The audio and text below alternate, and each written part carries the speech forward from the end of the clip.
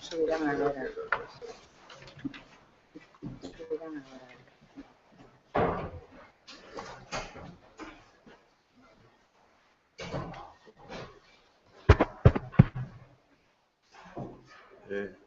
Xosé Manuel,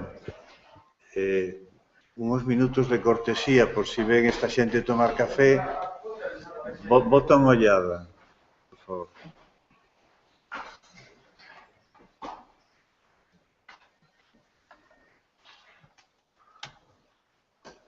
Carlos, o subdirector marcha ou queda a este debate? Queda. Non de patrimonio, sino de medio ambiente. Carlos. Carlos Calzadilla. Creo que sí. É que Carlos iniciou unha cuestión que continuou Paco Fierro, que é o tema dos intangibles, e como se evalúan en un informe ou estudio de impacto ambiental. Estábamos falando de ti, pero bien, ya descuberto, a peito descuberto. Preguntaba si te quedabas, porque quedaron varias preguntas, penso que necesarias facerte. Entonces, no coloquio ou debate posterior a esta intervención da mesa, podemos cruzar para que te vayas preparando. Si é ben certo que se considera na súa dirección o tema do patrimonio inmaterial, que experiencia de avaliación ambiental tense sobre o patrimonio inmaterial en esa avaliación? Ou que esquemas ou que folla de ruta temos para poder levar adiante esas avaliaciones dentro dun ISA, non? Porque nos desorienta por novedoso, por falta de práctica, nos coloca en unha necesidade de contrastar opinión, non? Bueno, penso que os que están e os outros non están. Empezamos, Bueno, esta mesa redonda, por cuestiones diacrónicas, non por os componentes, que somos igual de vos ou igual de malos que os das outras mesas, digamos, adquire unha enorme importancia, non?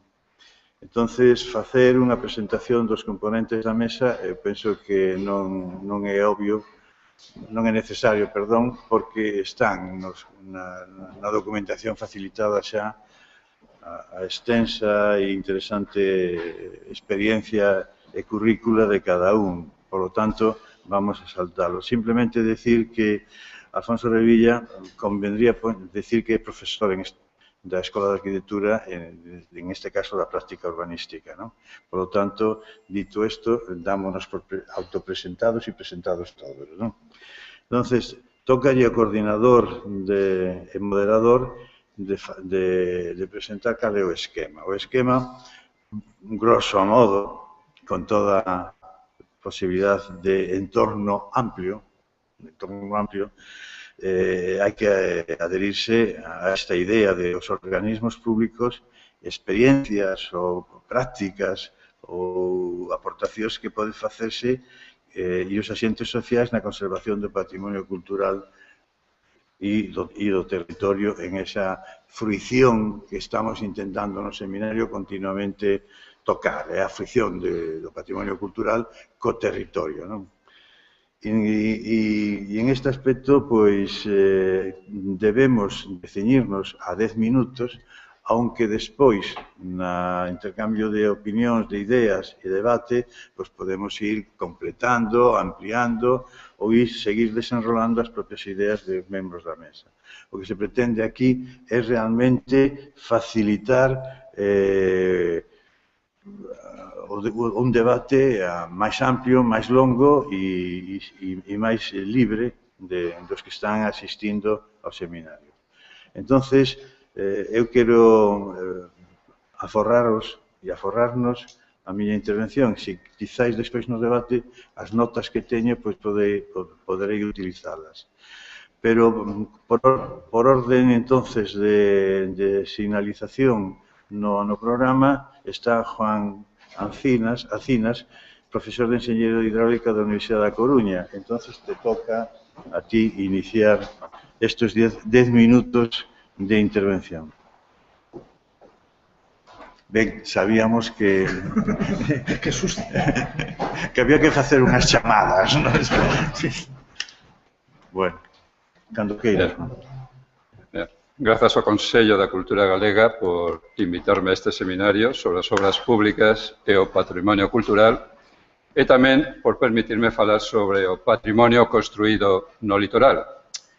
Patrimonio da máxima importancia porque considero que o conxunto formado polo litoral o seu patrimonio é un ben estratégico de Galicia. El contenido que tenía preparado para presentar se dividía en 3 partes. Primeramente, sobre el patrimonio construido en el litoral en general y luego sobre 2 aspectos concretos. Uno general, sobre la recuperación de ese patrimonio, y otro singular referido a un puerto muy característico de la costa galega. Primeramente, de decir que el territorio donde estamos, el litoral, es desde luego un territorio singular. Es singular por el espacio en sí, por el territorio, y es singular por la consideración legal que tiene. Anteriormente he oído que el territorio en general y el paisaje era dinámico. Si hablamos del litoral, yo diría que sería, y habría que calificarlo, de hiperdinámico. Confluyen una serie de fenómenos, confluyen una serie de paisajes, confluyen una serie de formas que no se dan en otro territorio y además la característica principal es precisamente su dinamismo. Está siempre en evolución. Si está en equilibrio dinámico, de tal modo que cambia de una forma a otra y lo que hace es recorrer un ciclo. Por lo tanto, desde ese punto de vista, es terriblemente singular. Y luego, además, es singular legalmente porque, desde nuestra Constitución, la franja marítimo-terrestre, esa franja de la costa donde confluyen el mar y la tierra, es dominio público, lo cual quiere decir que no puede haber propiedad privada y, además, con lo que estamos hablando en el seminario, no puede haber construcciones si esas se pueden realizar tierra adentro. Es decir, que estamos construyendo por exclusión realmente, lo cual es también bastante singular. La ingeniería, y concretamente la ingeniería de costas, que es el término internacional que se da a todas las actuaciones que realiza la ingeniería civil en el ámbito en el cual influye el mar, influye la costa, ha tenido desde siempre una relación directa con este dominio público marítimo-terrestre y, refiriéndonos en concreto a su relación con el patrimonio cultural, podemos citar las grandes obras, las grandes infraestructuras que tienen un procedimiento reglado y que todos conocemos.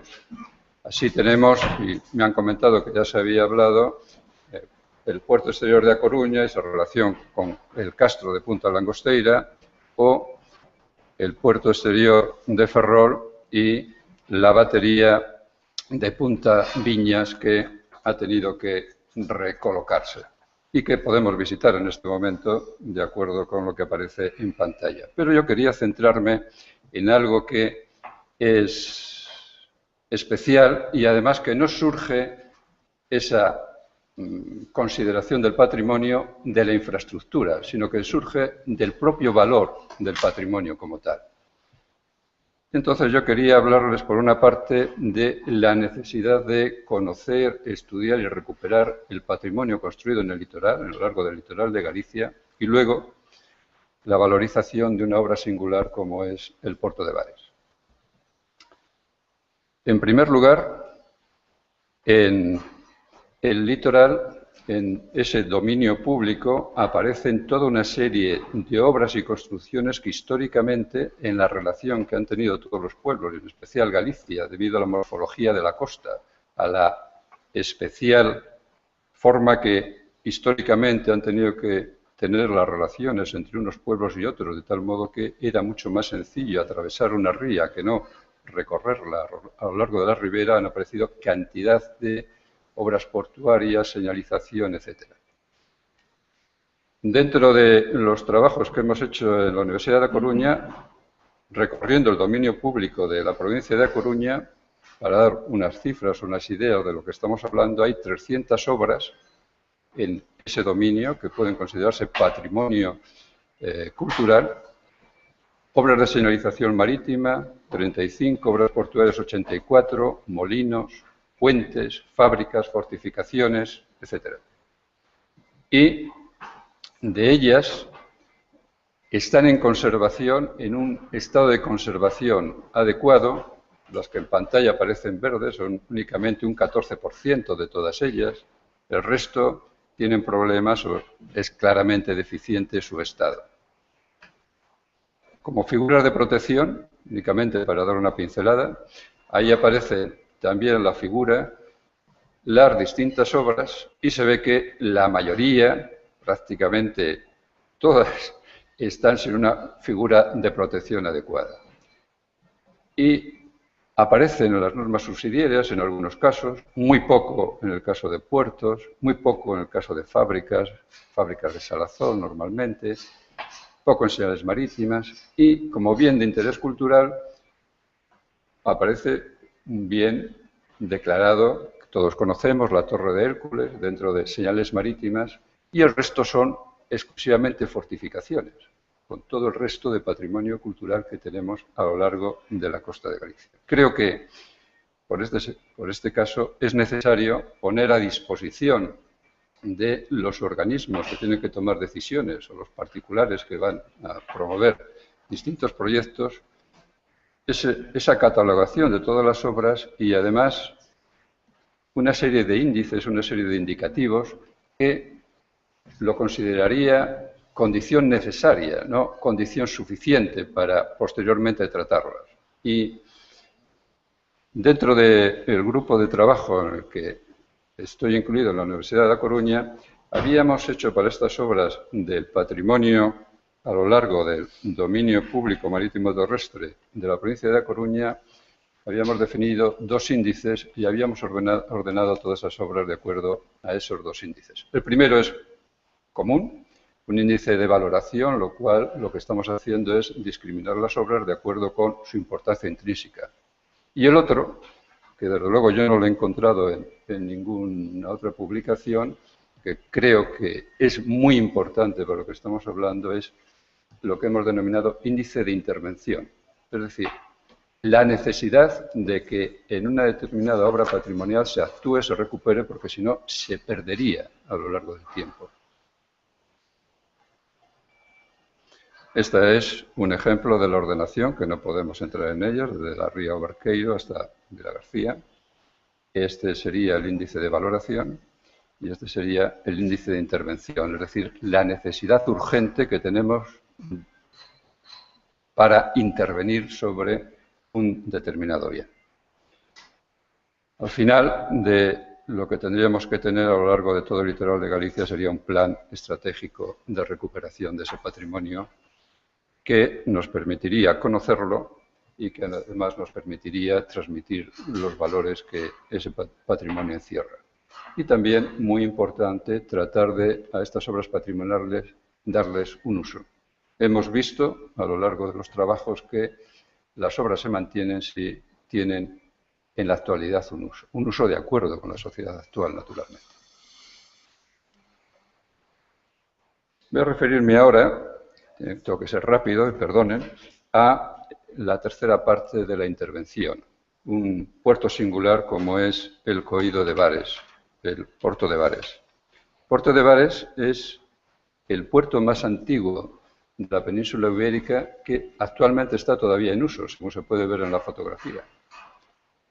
Es un puerto que está formado por los bolos, las grandes piedras graníticas esferoidales con un peso medio de 900 kilogramos que se han formado de modo natural en el monte de Bares, que aparece a la izquierda, y vía la erosión, han aparecido en sus contornos y han caído desde ese monte al mar.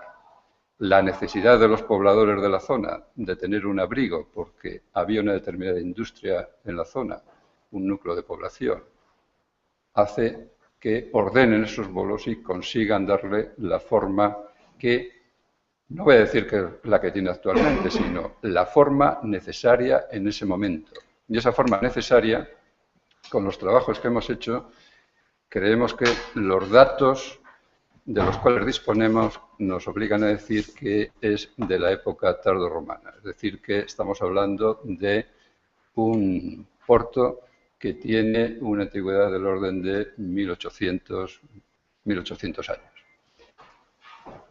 Es claro que, además, pasado ese tiempo, la forma del coído ha ido adaptándose a las solicitaciones naturales que tenía la zona. De tal modo que en este momento su forma está completamente integrada en el paisaje, en la playa que abriga en la antigua zona de servicio de ese coído. Surge el coído por su situación.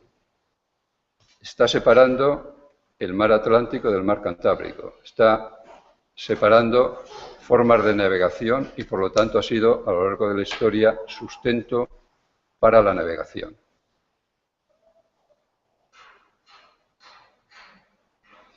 El puerto necesita un abrigo para no solamente los oleajes del noroeste, que son los mayores, ahí tenemos la estaca de Bares que le está abrigando, sino que se construye para poder quedar abrigado respecto de los oleajes del primer cuadrante y también los oleajes locales que se generan en el sur, en la ría de Barqueiro.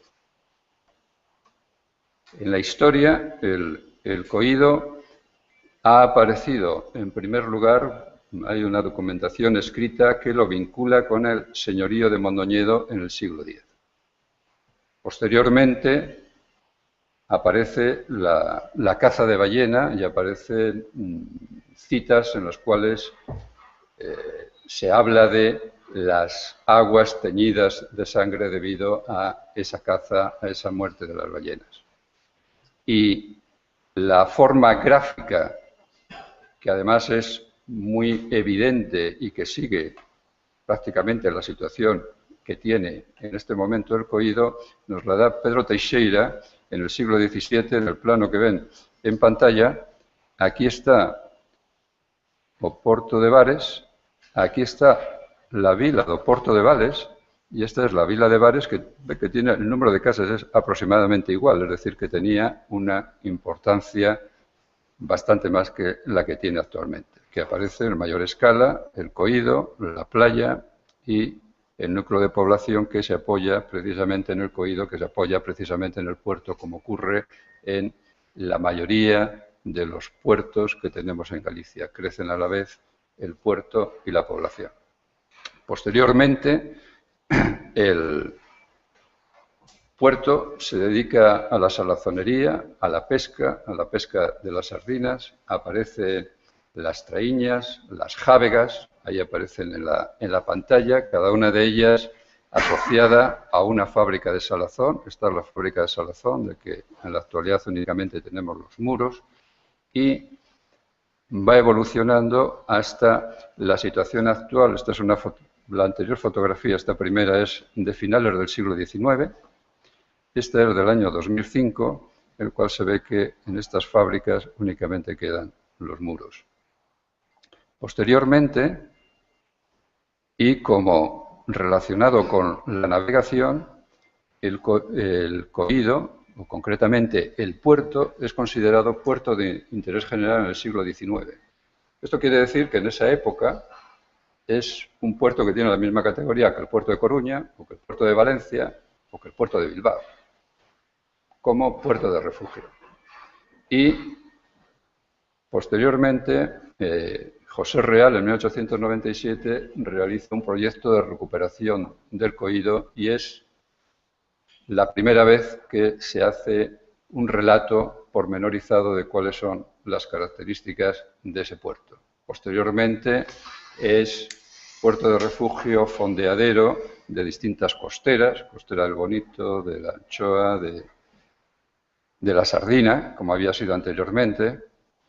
Aquí hay una diferencia respecto de las fotografías que veíamos anteriormente. En esta fotografía se ve claramente el coído en su forma original.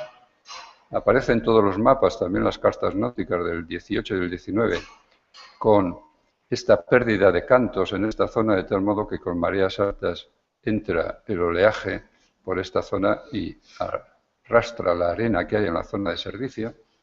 Y en esta primera fotografía, ya del siglo XX, primeras décadas del siglo XX, aparece un muelle de apoyo de ese coído, que es el muelle actual. Pero la zona de servicio es una playa donde los barcos, como veremos posteriormente, también recalan. Un primer estudio exhaustivo se lo debemos a Federico Maciñeira, que en los años 1930-1931 realiza excavaciones en la zona y nos quedan todavía sus hallazgos, pero no podemos entrar en ellos, lógicamente.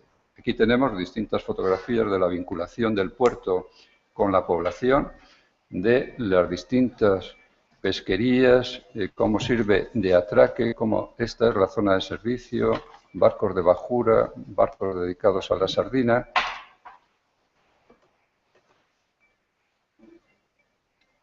Bien. Juan, ¿podrías concluir? Vamos a concluir provisoriamente. En 3 minutos y nos vamos a saltar entonces el estado actual del coído, que realmente es preocupante por la invasión que hace, de una parte, la invasión antrópica, como se ve. Estamos realmente y podemos llegar a hundir el coído, dejarlo bajo las caravanas, bajo los servicios, bajo el agua, bajo la limpieza del camping, etcétera, bajo el aparcamiento. Y también tenemos que tener cuidado de los efectos naturales como son los temporales. Aquí tenemos un temporal, aquí tenemos un campo de fútbol completamente hormigonado, una edar, que además el oleaje se las puede llevar. Algunos ejemplos de ese maltrato. Entonces, para el futuro pido valorizar el conjunto y ya acabo. No entrar en los errores anteriores, como vemos en esta total ocupación, que si sigue se destruirá completamente el coído. No realizar estos vertidos directamente sobre el coído y sobre el mar. Este aparcamiento. Y, desde luego, lo que quería realizar es una defensa de la declaración del Puerto de Vales como bien de interés cultural. Bien de interés cultural por ser una obra singular de la ingeniería, 1800 años, la más antigua actualmente en uso, ser soporte histórico de la navegación, puerto de refugio, soporte de la industria del lugar históricamente, y además por algo muy importante. Creo que si se mantiene el coído, se mantiene su uso, se puede además mantener por sí mismo, por la atracción que va a tener tanto el coído como obra, como su conjunto, la playa que tenemos alrededor, de tal modo que va a ser posible mantener y recuperarlo cuando llegue un temporal, llevarlo a su forma inicial, porque va a poder generar el suficiente impulso económico como para poderse mantener, poder interiorizar todos los gastos.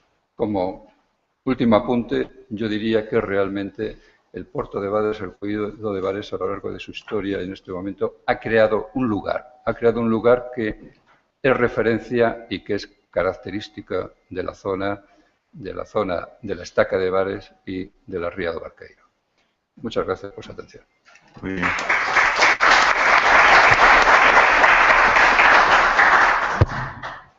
Ten a intervención, Rebeca. Necesitas o... Sí, pero son 4 fotos. Bueno, vamos. Gracias. De feito, non é ningún PowerPoint porque fun preparando a presentación sobre a marcha Bueno, antes de nada agradecer ao Consello a oportunidade de falar aquí nesta mesa redonda. A verdade é que non son a persoa máis adecuada porque hai moitos compañeiros que traballaron máis que a min en temas de avaliación de impacto ambiental en contextos de obras públicas e precisamente por iso voume remitir o que eles xa plantexaron a finais da década dos 90 e principios do século XX, que polo que vimos hoxe está en plena vixencia. Ben, falar ao final dunhas xornadas ten as súas vantaxes e as súas desvantaxes. Por unha parte, moitas das cousas que queres plantexar xa se fixeron antes, pero por outras te permite reflexionar. Entón, eu o que tentei facer é, a partir do que se falou onte, sobre todo, traer a colación unha serie de reflexións. Vou lelas para evitar saírme pola tanxente. Que poidamos ao final ter un debate, que creo que onte quedamos un pouco faltos precisamente dese debate. Ben, ontes vimos nas diferentes presentacións esbozadas as distintas fases do que se veu perfilando a finais dos anos 90 a principios do século XXI como avaliación de impacto ambiental e concretamente do impacto arqueolóxico que deben acompañar as diferentes fases de proxecto e execución dunha obra pública. Realmente creo que este impacto arqueolóxico, como vimos denominando, debería chamarse propiamente como avaliación de impacto patrimonial, xa que dentro dela non se avalían únicamente os impactos por causa destas obras, que por causa destas obras se producen no impacto arqueolóxico, senón que vimos que tamén fan referencia a afeccións en elementos etnográficos, en arquitectura civil, religiosa, militar, etc. Como ben sabemos, e como tamén se dixo onte, as directrices da Administración de Patrimonio Cultural de Galicia son bastante claras a este respecto. Cada elemento do patrimonio cultural posúe un entorno de protección que é do ámbito da súa competencia. Existe un impacto arqueolóxico cando se produce algún tipo de actividade que implique alguna modificación tanto sobre o propio ben como sobre o seu entorno de protección. É dicir, existe un impacto arqueolóxico cando hai unha entidade arqueolóxica que é anterior á existencia do proxecto de intervención no medio, aínda que, como vimos en moitas ocasións, é o propio proxecto o que permite poñer en evidencia a existencia deses elementos arqueolóxicos. Precisamente porque as fases de avaliación de impacto arqueolóxico o que propician é o emprego dunha serie de metodoloxías como é a prospección arqueolóxica, que se levan a cabo en fase de avaliación e outros que se levan a cabo en fase de seguimento que permiten precisamente detectar xacementos ou estructuras que antes non eran visibles. En este sentido, quería volver sobre unha idea que se comentou onte para o que traio unhas palabras de Agustín Azcárate con respecto aos procesos de investigación previa á intervención nun edificio histórico que creo que son perfectamente aplicables ao tema das obras públicas. Agustín Azcárate, nunha publicación do ano 2002, di que el conocimiento de un monumento es consustancial al acto de su restauración. No es algo que se pueda negociar. La consustancialidad deriva de la historicidad del propio objeto y, en consecuencia, del carácter hermenéutico, es decir, interpretativo, tanto de su conocimiento como del acto mismo de su restauración. Los agentes que intervienen en una restauración deben asumir que trabajan con indicios y no con objetos. Frente a la anticuaria que he denominado tradicionalmente el mundo de la arqueología, la historia del arte y la arquitectura, hay que reivindicar la compleja textura y la densidad biográfica de la memoria petrificada. Esta es la cuestión que en el fondo subyace a este tipo de debates. Urge, en consecuencia, desacralizar el objeto, el monumento fetiche, que no existe en sí mismo como un estilo congelado en el tiempo, sino como una materialización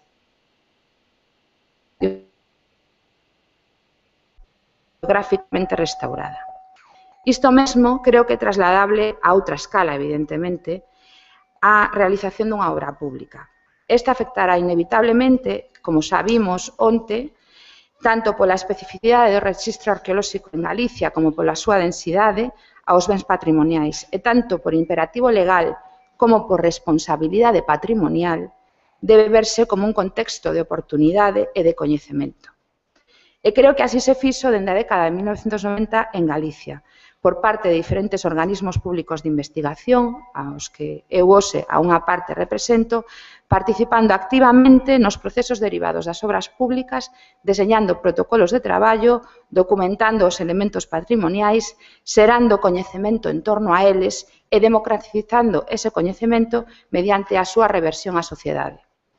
Como vimos antes en varias presentacións, e como recolle David Barreiro no seu traballo sobre a avaliación de impacto ambiental, arqueolóxico, esta avaliación fai referencia a un proceso global no que está inmerso o estudo de impacto, que tamén abarca os procedementos administrativos e legais que o anteceden e que proseguen tras a presentación dun informe final, ata que o organismo competente publica o documento no que se recollen os resultados dos estudos de impacto ambiental. Se resolve positiva e negativamente a viabilidade ambiental do proxecto e se especifican unhas medidas correctoras necesarias para que isto se poda levar a cabo. Todo isto vimos nas presentacións de onte e tamén nalguna de hoxe. É dicir, en liñas xerais, a cadea operativa do proceso de avaliación de impacto arqueolóxico é a que tedes aí nesa imaxe, que comprende a análise do proxecto, é dicir, das proporcións do mesmo, das súas características e das accións que comprende, a realización dun inventario de entidades arqueolóxicas e patrimoniais, que sabemos onte, coa identificación, caracterización e valorización desas entidades, a diagnose do impacto, coa elaboración dun inventario de afeccións, a caracterización do impacto e a diagnose do impacto, e, finalmente, o que se coñece como programa de corrección do impacto, que comprende o establecemento dun plan de medidas correctoras e a aplicación dese plan. Vou poñer un exemplo que eu creo que ben, eso trouxen un pouco a colación co que se comentaba onte con respecto ao Castro de Coesas.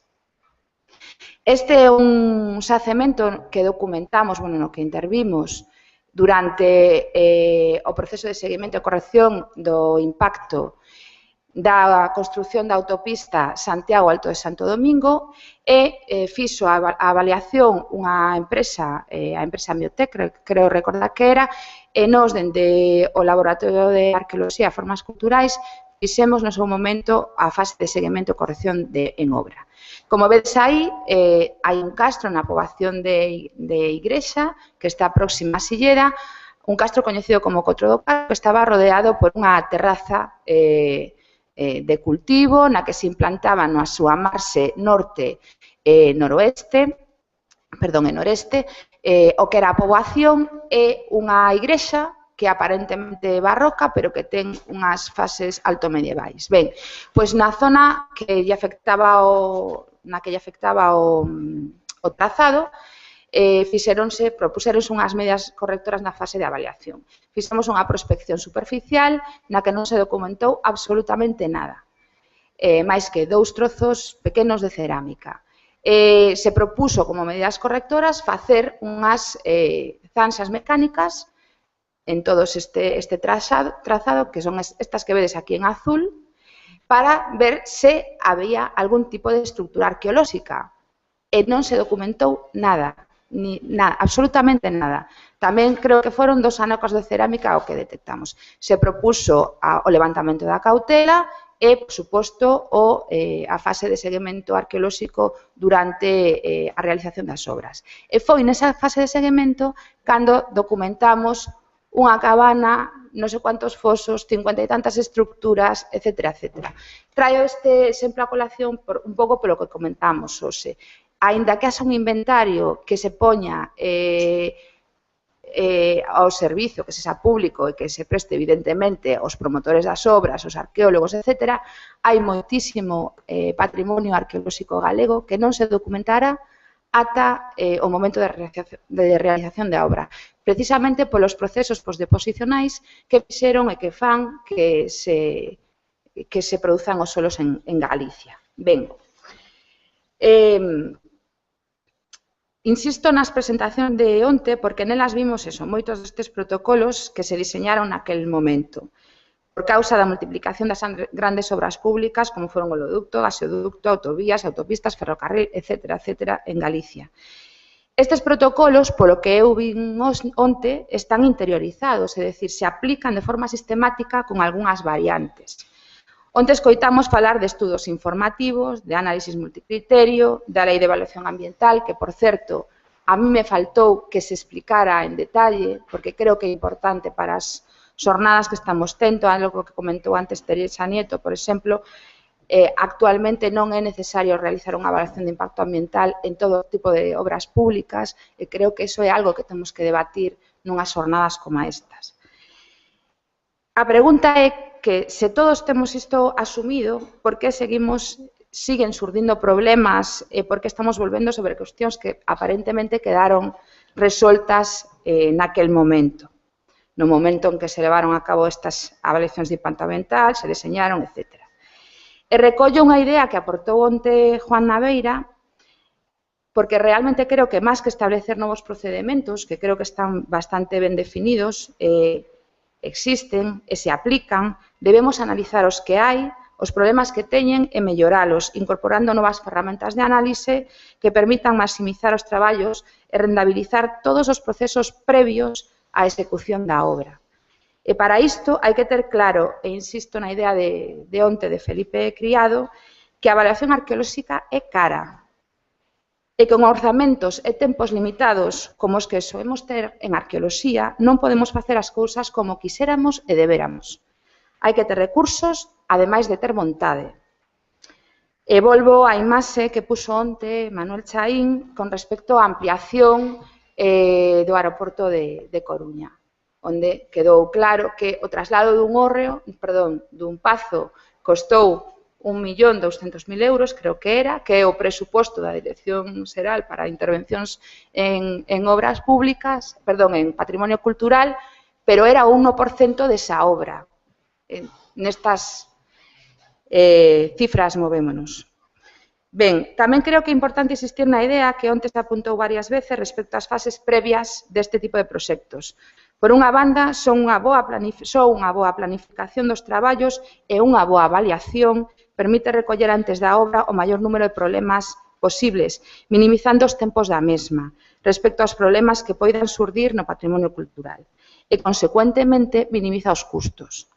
Pero tamén facendo unha reflexión importante entre diferentes agentes sociais implicados no proceso e, por suposto, incluindo neste debate a cidadanía sobre a necesidade, viabilidade e rendabilidade deste tipo de obras públicas. En definitiva, é o momento de rentabilizar o capital social que se xerou hai 20 anos en materia de evaluación de impacto ambiental en Galicia, facer unha reflexión sobre todos estes procesos e as súas fases previas e ter un debate que non se tivo naquel momento entre os distintos axentes implicados de xeito que podamos mellorar a relación entre as obras públicas e o patrimonio cultural. Quería rematar, aínda que esta mañán sí que un minuto nada máis, sí que se comentou sobre temas de paisaxe, a mí me faltaba isto onte,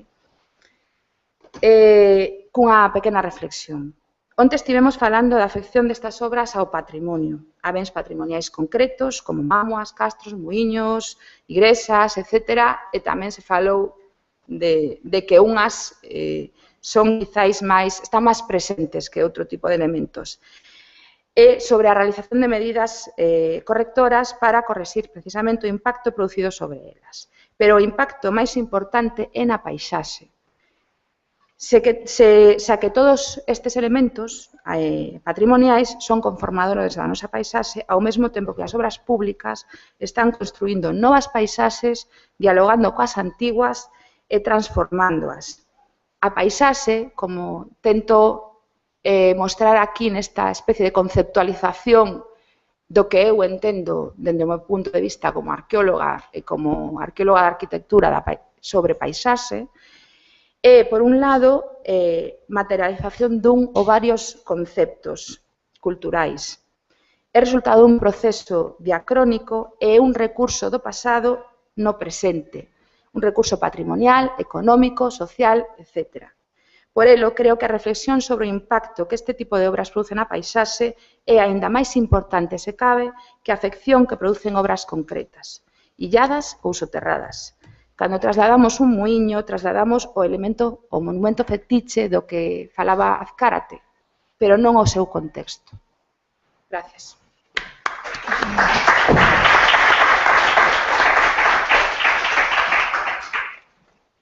Menos mal que Rebeca fixo unha pregunta e nos deu a resposta, porque un dos obxectivos da sección era nos saltos cualitativos, na sensibilidade e na ciencia do patrimonio, se se pode considerar ciencia, que eu penso que sí, nos preguntábamos na sección que novos paradigmas deben de ser tidos en conta a hora de levar adiante esas avaliacións de impacto ambiental. E cuáles son esas necesidades de cara á situación en que estamos, non? Entón, por que se fan estas xornadas? Fundamentalmente se fan porque agora xa se ten que estar traballando con algo que non é arqueoloxía, que sí, que está moi ben, que é o patrimonio etnoantropolóxico, que é o patrimonio inmaterial, e ese salto cualitativo que se vai fixando unha vez definida xa no patrimonio cultural galego, na lei que dice un ben catalogado é o estruturante dun territorio. O sea, está dentro dun proceso de estructuración perceptiva e construcción do territorio. E o salto cualitativo tamén de cara a Galicia, que hai que recoñecer o acerto da administración, as administracións últimas e sobre todo desta, o feito atrevimento de declarar os territorios históricos vencellados aos camiños de Santiago previamente ás súas trazas. Aí xa se o impacto ambiental colle aspectos do territorio histórico, aspectos do territorio Vic, para entendernos, o sea, definitivamente un paisaxe que por circunstancias administrativas e identitarias dos procesos individuais e colectivos está recoñecendo como patrimonio cultural. E, polo tanto, este é o salto cualitativo. Avaliado tamén por outros documentos que para min teñen enorme importancia, repetidos onte, que foi as directrices de ordenación do territorio, a lei da paisaxe, que se dixo esta mañá, e tamén o plan do litoral. Por iso, en estes novos paradigmas, en esta nova situación, era necesario reflexionar e seguir reflexionando. Ahora ten a entrada de Alfonso, que desde o punto de vista de urbanista e profesor da Escola de Arquitectura en urbanismo, pois nos pode dar máis matices e registros deste tipo. No, yo creo que cuando se me invitó a estas jornadas básicamente era para hablar de la experiencia en la planificación urbanística, ¿no? En el sentido, digamos, de la importancia que el planeamiento urbanístico, con todas sus luces y todas sus sombras, ¿no?, tiene desde el punto de vista de la protección del patrimonio. Y bueno, en ese sentido yo creo, a mí me toca hacer, digamos, una defensa de una de las instituciones, que es la institución municipal, aunque yo no pertenezca a la institución municipal, como, digamos, agente impulsor de la planificación urbanística en Galicia, como principal agente de la planificación urbanística de Galicia, vuelvo a insistir, con todas sus luces y con todas sus sombras, ¿no? Yo creo que en primer lugar lo que tenemos que decir es que el planeamiento urbanístico en sí mismo es, digamos, una acción proactiva, es algo proactivo en relación con la protección del patrimonio cultural, ¿no? No solamente el patrimonio cultural, sino el patrimonio natural y el territorio, entendido también como patrimonio cultural globalmente, ¿no? Y lo es, digamos, en primer lugar desde el punto de vista histórico, ¿no? Digamos, antes de que existiera la legislación de 1985, ya existía, digamos, desde el punto de vista de la legislación urbanística, bueno, unas exigencias de protección a través de la formación de unos catálogos de protección que de alguna manera, digamos, fueron los primeros elementos o los primeros, digamos, podemos decir, la base de la formación de los inventarios actuales, ¿no? Me gustaría, pues, al final que Chaín me comentara cuántos de esos 15.000 elementos que comentaba ayer, ¿no?, digamos, que están inventariados, creo que mencionabas esa cifra, ¿no?, responden, digamos, a la acción de la planificación urbanística desde las legislaciones de 1976. Por lo tanto, digamos, hay, digamos, esta función histórica del planeamiento entendido, bueno, como un elemento activo en la protección del patrimonio cultural. Y después, digamos, hay una cuestión de método, ¿no?, en el sentido de que la planificación, en este sentido la planificación municipal, representa una oportunidad, yo no quiero decir que siempre se utilice o se use bien esa oportunidad para producir una reflexión global sobre el territorio desde, digamos, ópticas multidisciplinares.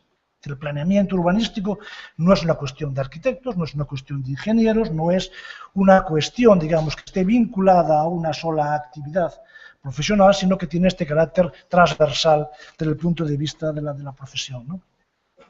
Por lo tanto, digamos, esta reivindicación, yo creo, creo que es necesaria hacerla, en el sentido que estamos comentando, ¿no? De que ha servido para la formación, digamos, de las bases de una protección, digamos, de los elementos específicos, ¿no? Pero, digamos, en algunos casos, digamos, es que es la propia legislación del patrimonio cultural de Galicia, en este caso ya anteriormente, en el 85, la legislación del patrimonio cultural español, la que encarga a la planificación urbanística el desarrollo de las políticas activas de protección. Los conjuntos históricos se ordenan a través de planes urbanísticos, planes especiales urbanísticos, que son los encargados de proponer, digamos, las medidas de regeneración, de recuperación y de rehabilitación. Y, digamos, en Galicia, a lo largo de esta experiencia que tenemos desde la legislación del 85 primero y desde después de la legislación del 95, la legislación autonómica, tenemos ejemplos suficientes de planes especiales vinculados al desarrollo, a la recuperación y a la rehabilitación de conjuntos históricos que han sido, digamos, creo que realmente exitosos o que, cuando menos, han ayudado a consolidar, digamos, esas políticas, ¿no? Pero, en cualquier caso, digamos, como esto es una mesa redonda, yo también quiero introducir los elementos de discusión y los elementos de debate, ¿no? De las cuestiones que, de alguna manera, la práctica profesional, y vuelvo a insistir, yo creo que estoy aquí como representante de una práctica profesional, tiene, digamos, a la hora de abordar lo que, digamos, la planificación urbanística, ¿no? En primer lugar, yo creo que hay, digamos, algunas cosas ya salieron ayer, digamos, en el debate de la tarde, ¿no? Pero creo que habría que darles otra vuelta hoy, ¿no? En primer lugar, yo creo que hay, digamos, un cierto punto de descoordinación interadministrativa. Yo creo que, digamos, que eso no redunda, digamos, en el buen oficio de la planificación urbanística, y que, digamos, ese proceso de descoordinación interadministrativa puede tender a, digamos, a una cierta burocratización, digamos, de la tutela, la protección, las medidas activas en relación al patrimonio cultural, ¿no? En segundo lugar, creo que de alguna manera, bueno, existe, digamos, ya después de casi 20 años de vigencia de dos legislaciones urbanísticas, dos legislaciones de patrimonio que tienen trascendencia en el territorio y, por lo tanto, en la planificación, como es la Ley del Patrimonio Cultural de Galicia y la Ley de los Caminos de Santiago, yo creo que, digamos, debería abrirse un debate, digamos, sobre su perfeccionamiento, ¿no? ¿En qué quedó, digamos, aquella buena voluntad que yo valoro positivamente de la Ley del Patrimonio Cultural de Galicia, de, digamos, ir más allá de la consideración BIC de los elementos para bajar a una escala más menuda de los elementos catalogados y los elementos inventariados, como también merecedores, digamos, de este proceso?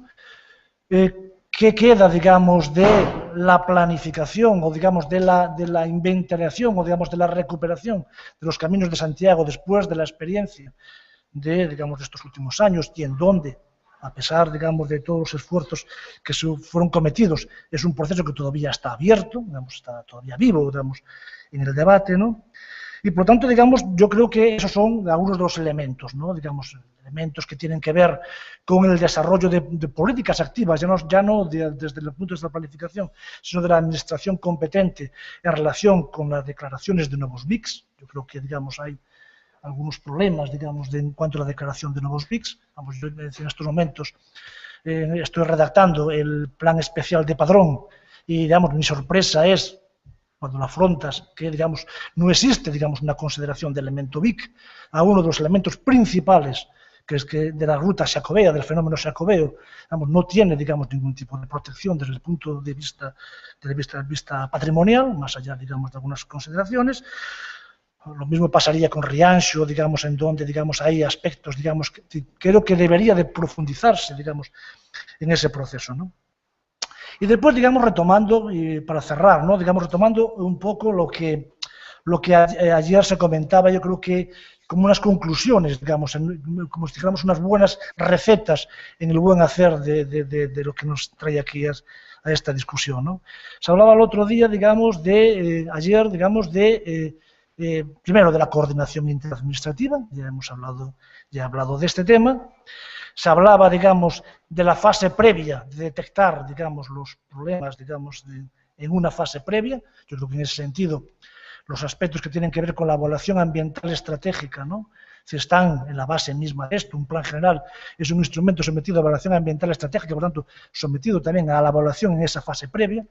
Yo querría hacer la pregunta a Carlos, ¿no?, Calzadilla, de cómo responden las administraciones, digamos, en esas fases previas a la hora digamos, de evaluar antes del inicio de los procedimientos estas cuestiones, ¿no?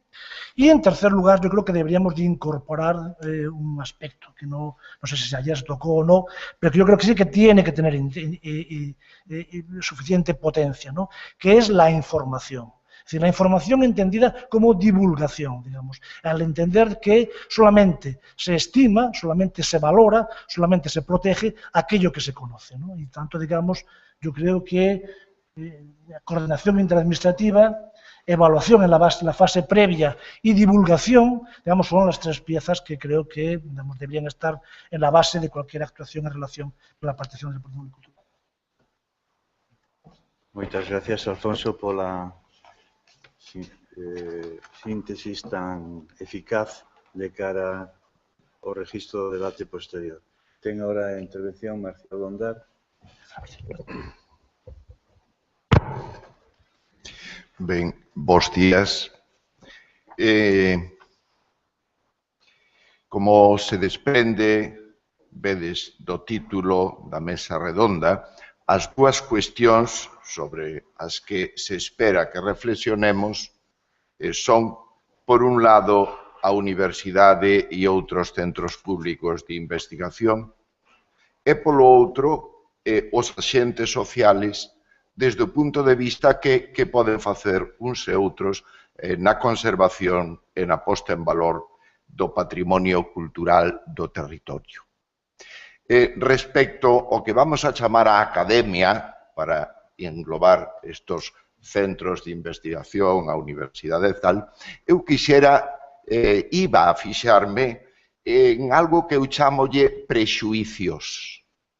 E entendo por prexuicios eses puntos pre-xuicios, esos puntos de vista, eses presupostos que todas e todas temos cando planeamos algo e damos como obvio, o cual está a condicionar toda a nosa acción posterior. E se falo desto, ademais de porque eu creo que os académicos debemos cambiar moitas cousas, é que despois esta forma de facer se proxecta nos técnicos e se proxecta mesmo nos políticos, do cual resulta que a administración a veces tamén se ve eivada por estos prexuicios, é dicir, se queredes, digo máis fino, paradigmas que utiliza a academia. Non me vou fixar en todos porque creo que o importante é que demos tempo, e vamos mal de tempo, que demos tempo para o diálogo. Vou fixarme solo en un deles. Ben, o primeiro desos presupostos ou prexuicios que nacen na academia e que, como vos digo, despois se proxectan a moita máis xente, é a particular maneira de entender a relación entre teoría e práctica, ou quizá, sendo máis preciso, entre formación e traballo. Idesme permitir poñer a vosa consideración dous estilos de formación para exercer unha profesión. A dun licenciado universitario e a dun albanel dos de antes, dos vellos. O noso licenciado vai a pasar un determinado número de anos adquirindo destrezas para a súa futura profesión coa esperanza de que as poida aplicar nese seu futuro traballo. O noso futuro albanel, no primeiro día de aprendiz, posiblemente o que lle van a ensinar é a facer masa e, ao pouco tempo, a como se colocan os ladrillos para construir unha parede. Reparemos nunha cousa. A masa coa que ela aprendeu a facer masa e os ladrillos cos que aprendeu a poñer ladrillos non se tiran, quedan definitivamente formando parte do edificio. Estes dous tipos de formación a que me estou a referir van a xenerar dúas actitudes distintas nos que pasaron por eles. O académico pensa a súa actividade profesional desde o punto de vista que marca o protocolo. Quérese decir, seguindo ao pé da letra os pasos da receita para solucionar o problema que ele aprendeu cando estudiaba o tema correspondente. O albanel, que aprendeu ao longo da súa aprendizaxe que nunca un caso é absolutamente igual a outro, vai a tratar de aplicar toda a variedade da súa experiencia anterior para tratar de atoparlle a mellor solución ao problema que agora cae entre mans. Moitos dos problemas dos académicos e despois pensade que se proxecta en xuristas, en legislación, en planeamento, en concepto de protocolo que debe adecuarse ás propostas, etc., considéranse como sacralidades, o cual, con razón ou sin elas, se a pedra non vai á escuadra, que a escuadra vai á pedra. E iso é o que eu digo que compre pensar. Ben, voume saltar o resto de prexuicios dos que pensaba falar e vou a pasar á segunda pata, que é iso que chamaba a dos axentes sociais.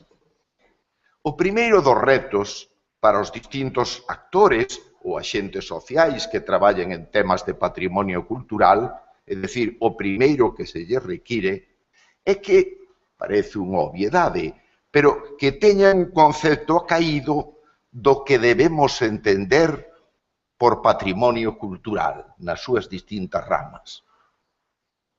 E para isto, compre darse conta que o patrimonio, os sabedelo, non é outra cousa que os bens que unha persona ou un colectivo herdou dos seus ascendentes. Pero isto é unha parte do patrimonio, porque ao mesmo tempo, pensade no uso que lle damos á palabra, a palabra patrimonio é tamén utilizada para referirse ás propiedades de un individuo independentemente de cando sexa o tempo que as adquireu ou mesmo de como adquireu. Dicimos, esta persona ten tanto patrimonio. Herdado, feito por el, todo é patrimonio. Quere isto decir que non só o pasado que recibimos dos nosos devanceiros é patrimonio, senón todo aquilo que de valioso fomos quen de elaborar nós mesmos. Cando se construye unha obra que nós consideramos valiosa, non é que dentro dunhos anos será patrimonio, é que eso é patrimonio. Así como cando construyes un edifesio, pois este é un edifesio. Isto é a primeira cousa. E daqui inferimos. E así como ninguén que non perdera o siso oculta o seu capital nun colchón ou nun calcetín, senón que o inviste, tamén o patrimonio cultural de que gozan os membros dunha colectividade ou dun país non é só para conservalo e expoñelo nun fanal. Non é primariamente para isto. Haberá que investilo, actualizalo e transformalo asumindo os riscos razonables que leva consigo todo o investimento. Outra cousa é que, como acaece con calquer capital, teñamos que cuidar de non dilapidalo.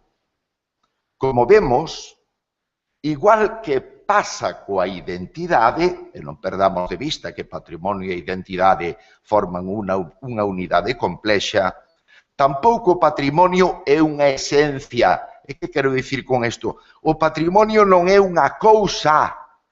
A Catedral de Santiago é patrimonio, o non sei que é patrimonio, a ponte de non sei que é patrimonio. O patrimonio é unha estrategia, se vos preferides, unha solución da que nos valemos para enfrontar nas mellores condicións os avatares do noso presente e dun futuro sostible, que a casa non vai á ruína. Patrimonio e inversión. E eu pediría que vos quedases ou ao menos que reflexionásevos, por favor, sobre isto. O patrimonio non é unha cousa. Cousas que son patrimonio frente a cousas que non. O patrimonio está na nosa cabeza. Isto é difícil, porque pensade que todo está pensado ao revés. Pero pásanos, todos nós non temos ningún problema se eu vos pregunto, a ver, é o Sol ou a Terra o que xira un alrededor do outro?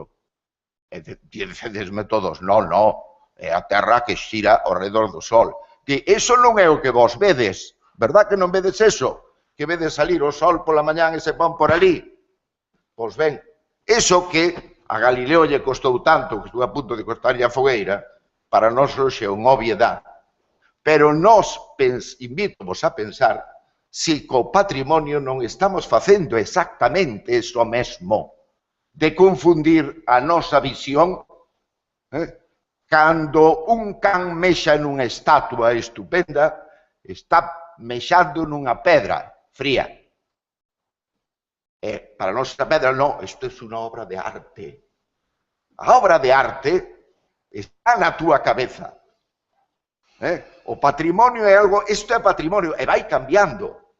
Imaginádevos, billetes de 500 euros, coño, que nos mira.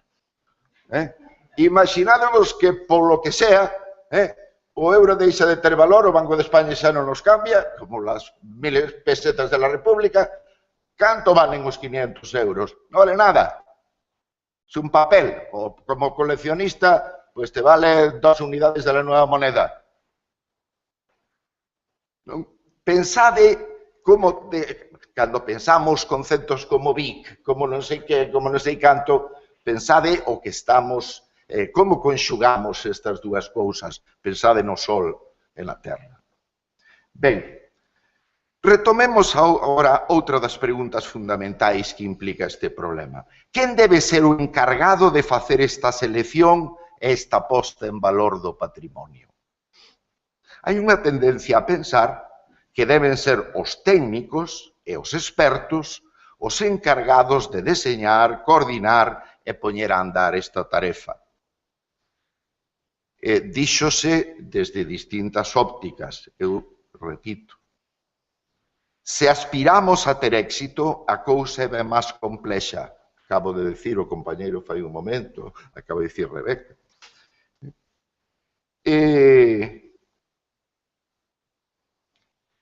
A cidadanía, que como é obvio, ten que ser a destinataria deste esforzo, debe ter un protagonismo fundamental.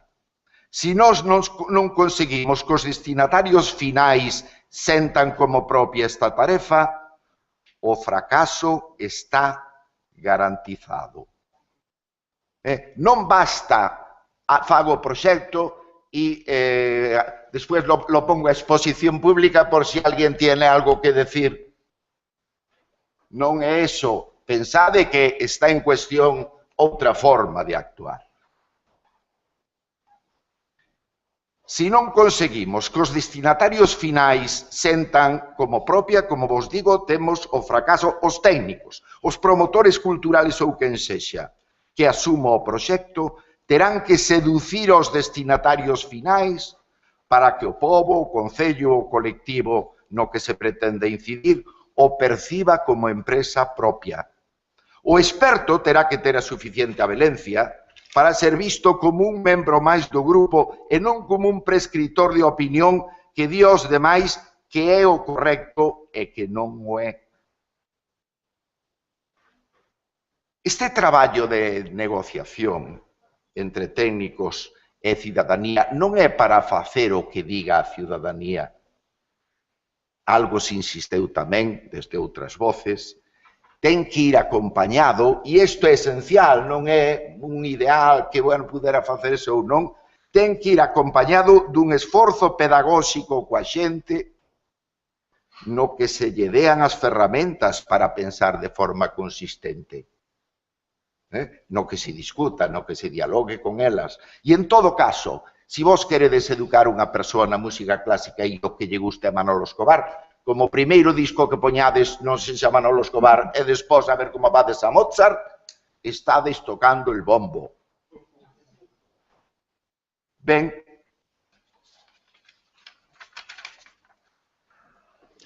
neste traballo de negociación e de pedagogía do que estou falando, hai que evitar dúas posicións extremas. Aqueles que pensan que calquera cousa, por moito que perteneza ao pasado cultural, xa temos que conservala, e no extremo contrario, a dos que apostan porque só o novo, máis moderno ten sentido e o vello, pois con ser vello xa lle basta, hai que arrombalo. E entonces, que cousas debemos conservar e cales non? Pero vamos, aquí paro, porque Iago está mostrando a tixeira. Moitas gracias.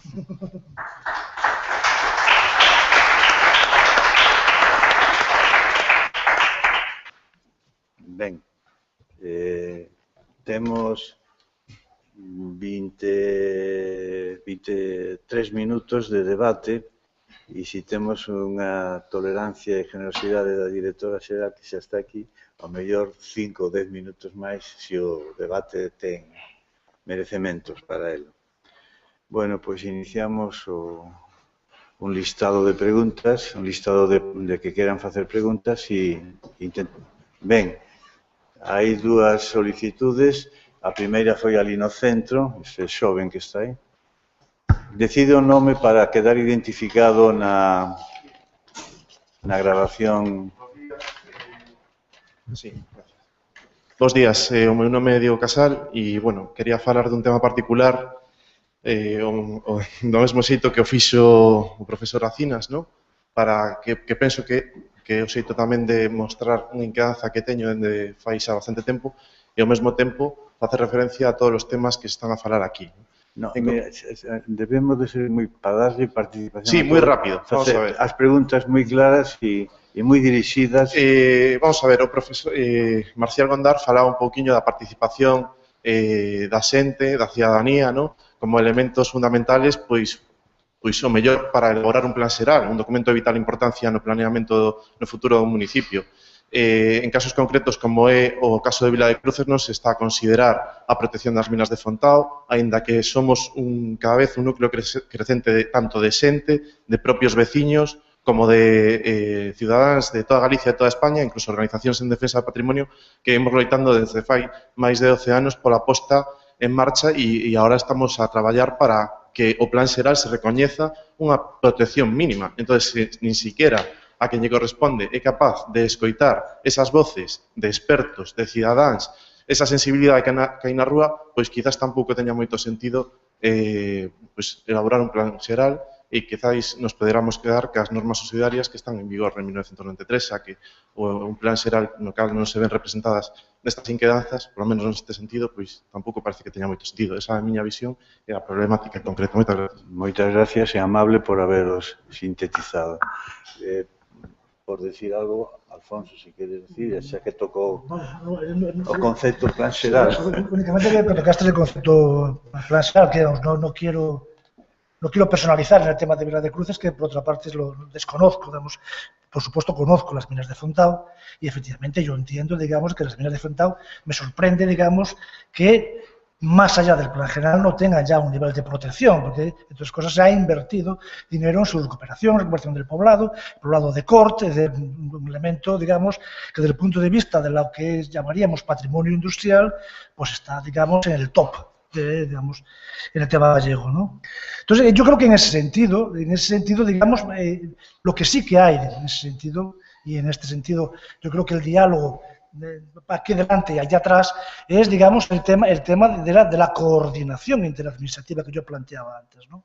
Es decir, tiene que haber, digamos, una instancia que de alguna manera haya establecido unas cautelas previas en relación a esa mina para que, digamos, de alguna manera, del mismo modo que existen unas directrices de ordenación del territorio que, digamos, regulan o establecen unos criterios, unas orientaciones básicas para, digamos, el tratamiento de estos elementos, sepamos, digamos, a lo que atenernos, ¿no? Yo creo que en ese sentido ese diálogo interadministrativo se echa en falta, ¿no? Yo creo que no existe. Y por otra parte, yo creo que también en el caso de las minas de Fontao, pues yo creo que, digamos, los aspectos que tienen que ver, cuando yo hablaba de que uno de la tercera pata que se planteaba era, digamos, la cuestión de la información entendida como divulgación y, por tanto, también como participación, en el sentido de que no hay divulgación si no hay participación de alguien, de un actor que reciba esa información, yo creo que en ese caso, digamos, bueno, las minas de Fontao es, digamos, desde el punto de vista, digamos, del conocimiento de la colectividad, es un elemento bastante desconocido desde el punto de vista de una valoración, ¿no? En ese sentido, yo creo que, bueno, mi solidaridad como esa reivindicación, desde luego, claro. Penso que ser coordinador da mesa pode dar tamén unhas certas liberdades para prolongar a mesa se está por aquí xa embolsada e que non está. Bueno, é unha lástima. De todas formas, Carlos, queres tú dicir algo al respecto de...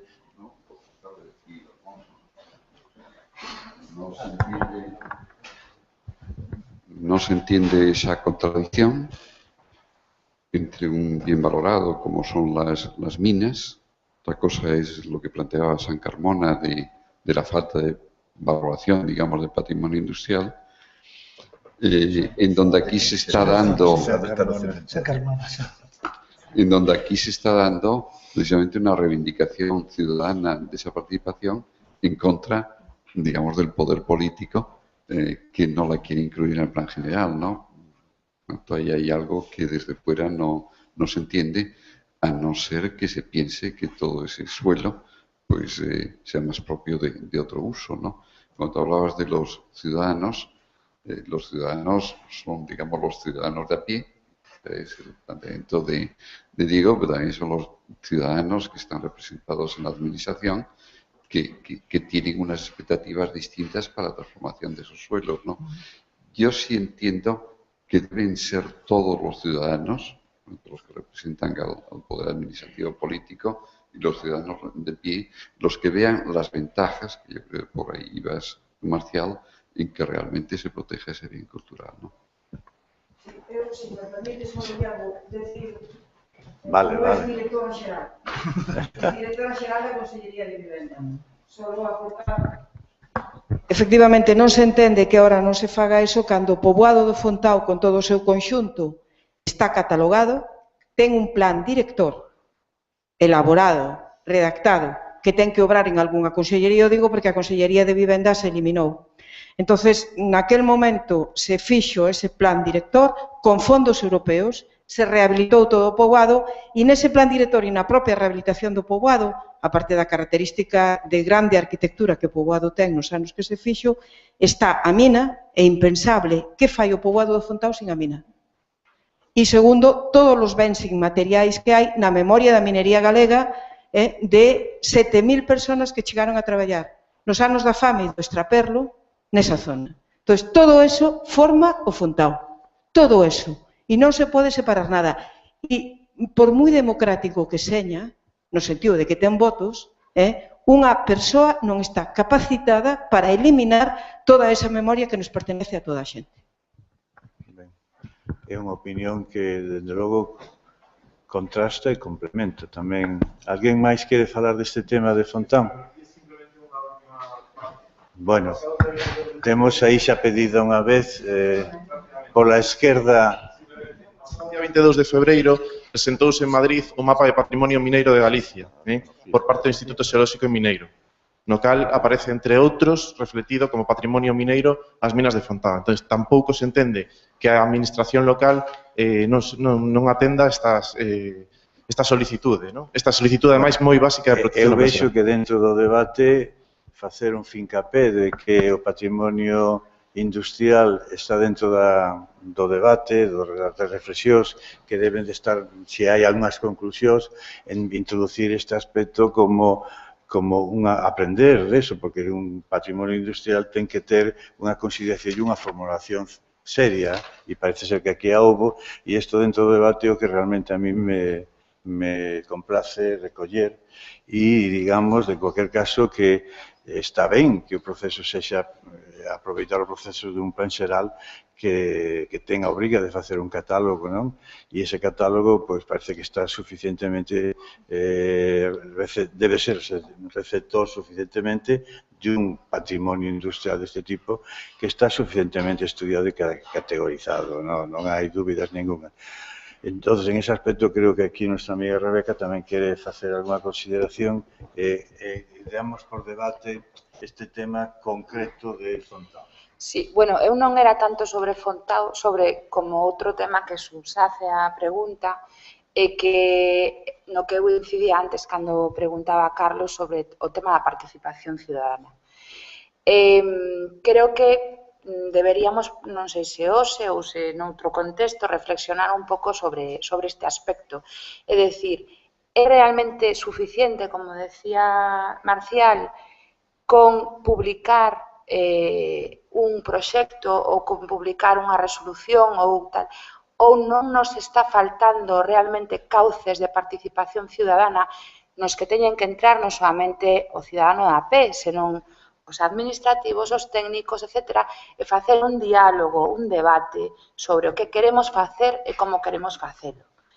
E entón, creo que insisto sobre este tema porque me parece importante, e o estamos vivindo últimamente no Consello, e antes tamén, con denuncias que están chegando, preocupacións, e nós, como xestores do patrimonio, como asentes, como administrativos, etc., debemos pensar un pouco como canalizar e como artellar instrumentos para que realmente esa participación cidadana sea efectiva, que non sea publicar un proxecto A nós, como Consello de Cultura Galega, en este caso prolongado, ramificado en este debate, o que está moi claro no que dice o Estatuto de Autonomía e o noso regulamento, que é simplemente poñerse ao servicio en aspectos culturais de parte a solicitude ou de oficio. En este caso, parece ser que nos demandan esas participacións e non debemos, porque como organismo estatutario non podemos ladear esas demandas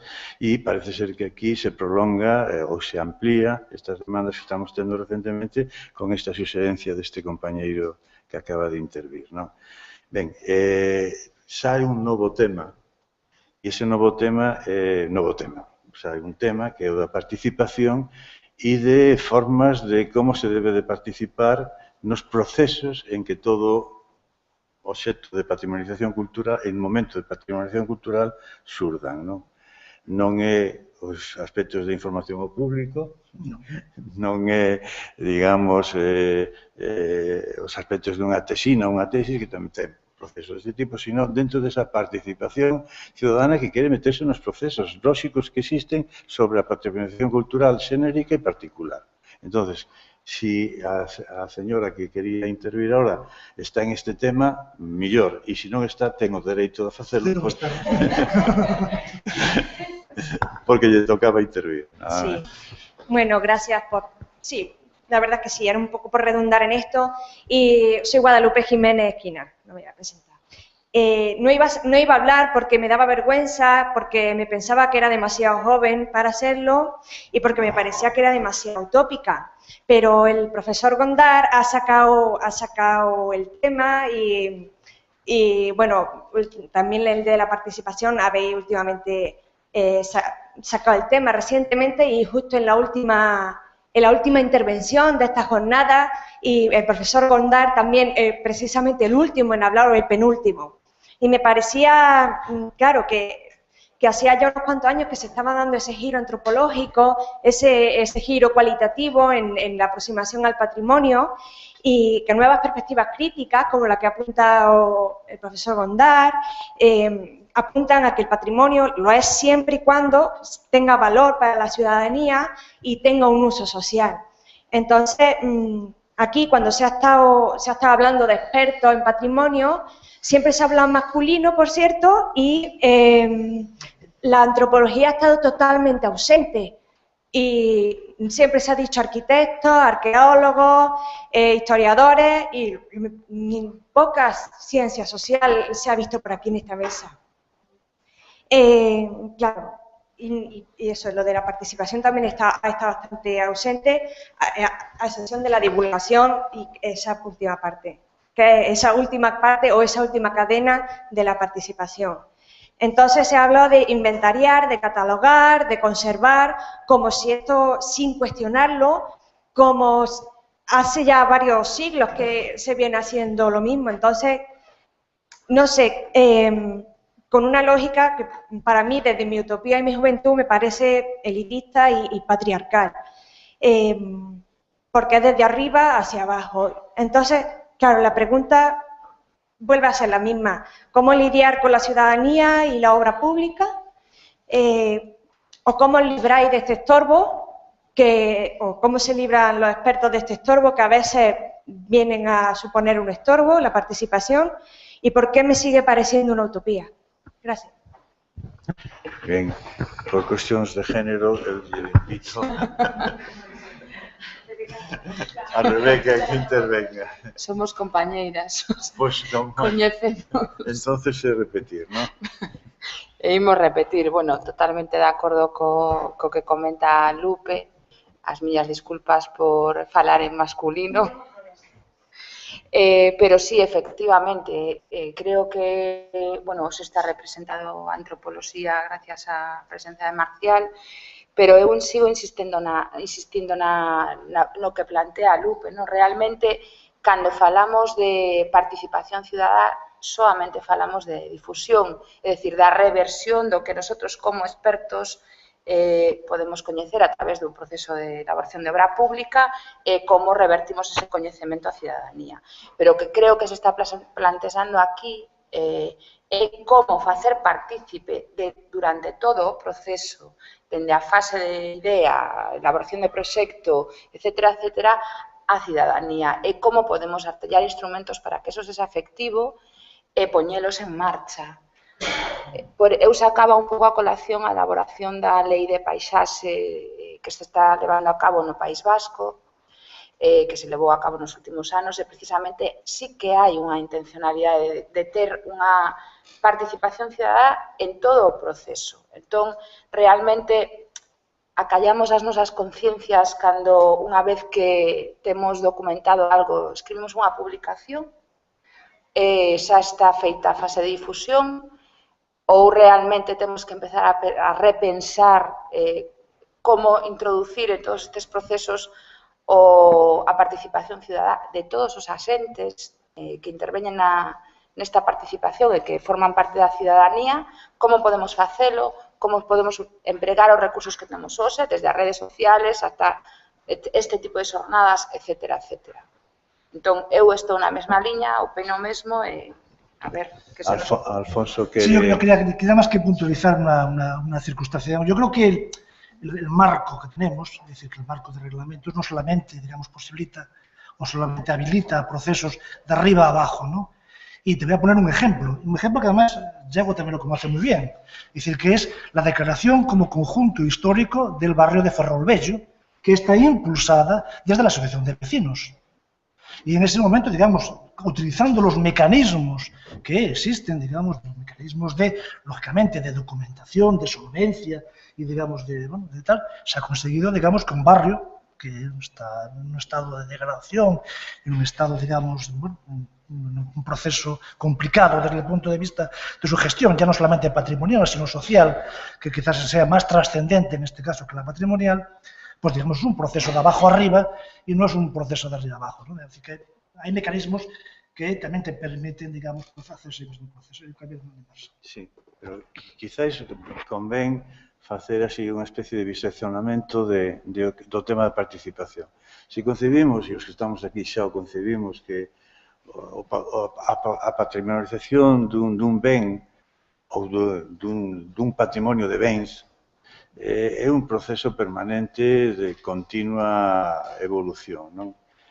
E ese proceso pasa primeiro por unha etapa de cotidianidade, de un individuo e unha colectividade, sempre individuo e colectividade, e en esa cotidianidade pues, vai se identificando, vai ser que, e despois hai outros procesos que sigue o proceso e se vai evolucionando. E en ese hasta punto de que pode ser considerado por un concello dicir, oye, temos que hacer un plan general. Cales son aqueles bens que ser merecedores de non sei que? Ben, unha parte do proceso. Bueno, pois aí é unha ciudadanía, hai que preguntar, e que se lle facilite esa pregunta á ciudadanía e que se facilite por as que teñen que facilitala, que en este caso son por los concellos que queran ter unha comunicación horizontal e non de arriba abaixo cando está o plan en exposición ao público. Ben, en todos seguimos este proceso e dice, bueno, a mellor é merecedor de servir. E alguén fará unha proposta. Temos o caso de que acaba de decir Alfonso moi ben sobre a cidade bella pero esa é a cidade bella de Ferrol. Pero bueno, aí surden unha cuestión, fai unha resolución, hai unha actitud de un concello e bueno, pues esa parte do proceso pues tamén ten que ser accesible.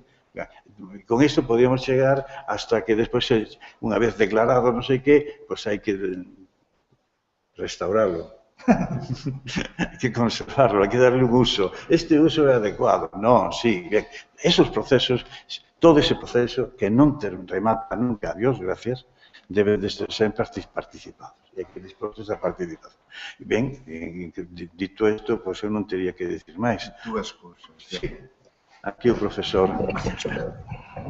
No, eu nesta mesma liña queria decir dúas cousas e é de cara a plasmar esta actitud diríamos de unha forma xa máis política quizá non viñera mal que as consellerías concretamente pois, a Consellería de Patrimonio e Culturales todo ese mundo tomara conciencia de que a súa actividade non se esgota no mundo dos proxectos concretos, das accións concretas, das valoracións, senón que a función, chamémoslle pedagóxica da cidadanía, ten que ser un desos componentes. E eu creo que a mellor forma de articulalo é, Iago empezaba a insinualo, a través dos concellos.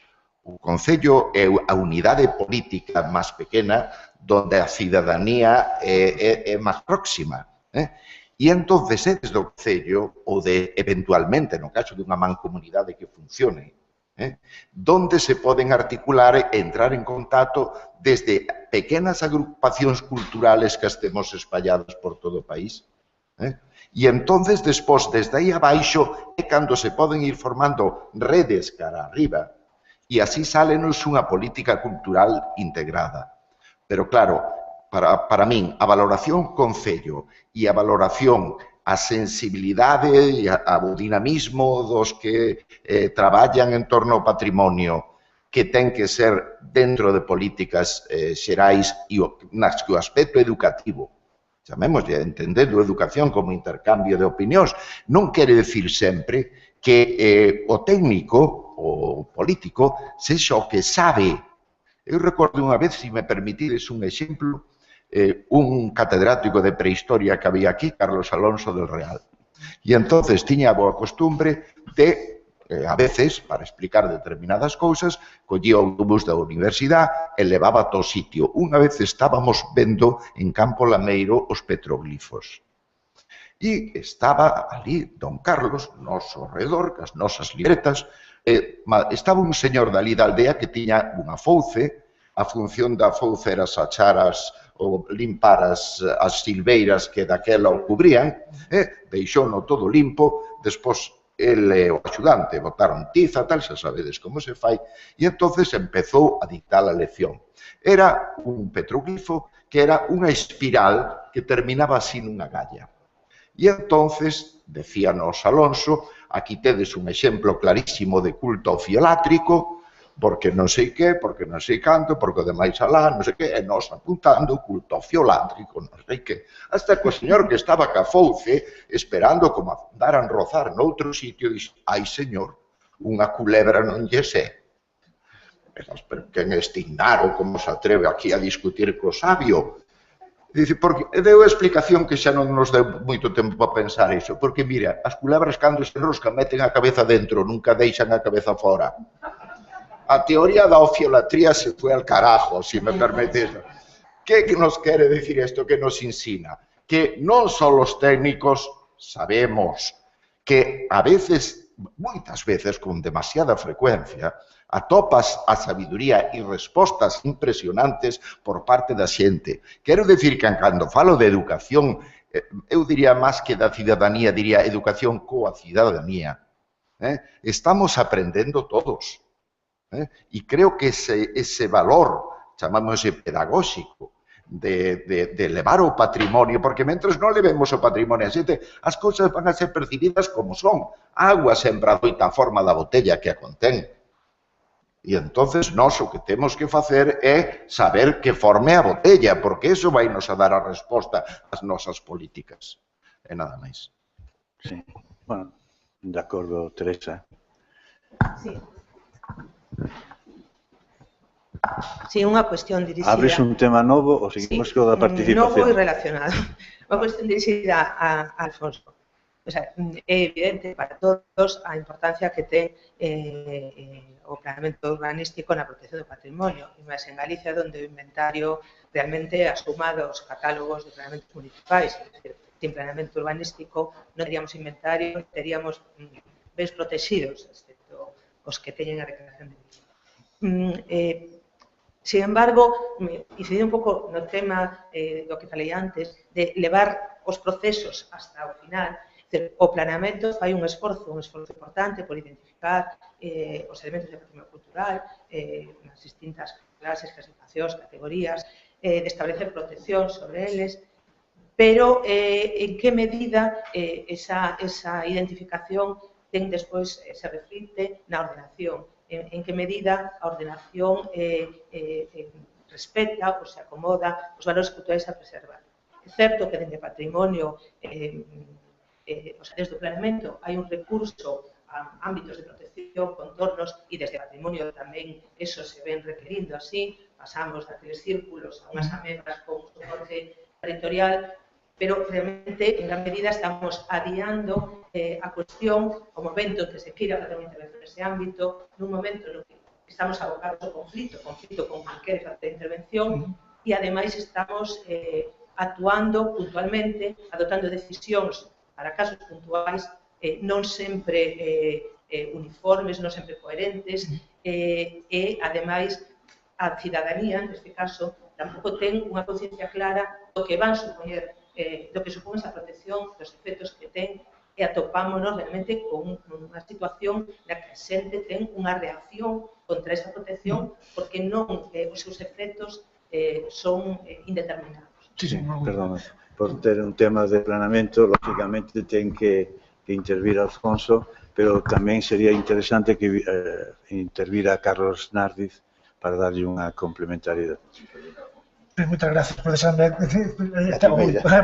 primeira. O tema é unha complexidade enorme, non? Digamos que toca incluso a propia transversalidades que ten o plan e o tema do carácter propio do plan como un instrumento global de ordenación, non? Pois toca, digamos, dentro do punto de vista inicialmente da base de cal seña, digamos, o contido que, por exemplo, deben ter os planes xerales e o seu nivel de detalle, non? Que é un debate que en estes momentos está posto encima da mesa, digamos, de cal é o pormenor dos instrumentos de planeamento, entendidos como planeamentos en cascada, non? Pero o que sí que é certo, e podo falar, digamos, dentro da miña experiencia, non desde outras, é que, de alguna maneira, o planeamento que sí que fai é, digamos, fai emerxer, digamos, o patrimonio no territorio e fai coñecer, digamos, o patrimonio, digamos, aos veciños do territorio que afecta ese planeamento, non? É dicir, unha das virtualidades que pode ter o planeamento justamente, digamos, é iluminar, digamos, esa cartofía limpia, vacía, que en estes momentos existe, e dotala de sentido. Efectivamente, digamos, eu creo que hai, digamos, todas as implicacións que ten o planeamento, implicacións técnicas, implicacións económicas, implicacións políticas, non? E nese sentido é cando eu falo, digamos, da necesidade que de alguna maneira pois se profundicen naqueles aspectos que teñen que ver ca cooperación ou a relación interadministrativa. Eu antes, digamos, cando acabou Carlos, vamos, que non había máis tempo para facerlle unha pregunta, lle fixen a él unha pregunta, digamos, que agora quero facer pública, non? Que, digamos, en relación ao planeamento urbanístico, porque, en relación ás obras públicas, é unha cuestión que, que eu conozco dunha maneira máis esencial, non do punto de vista da práctica profesional, non?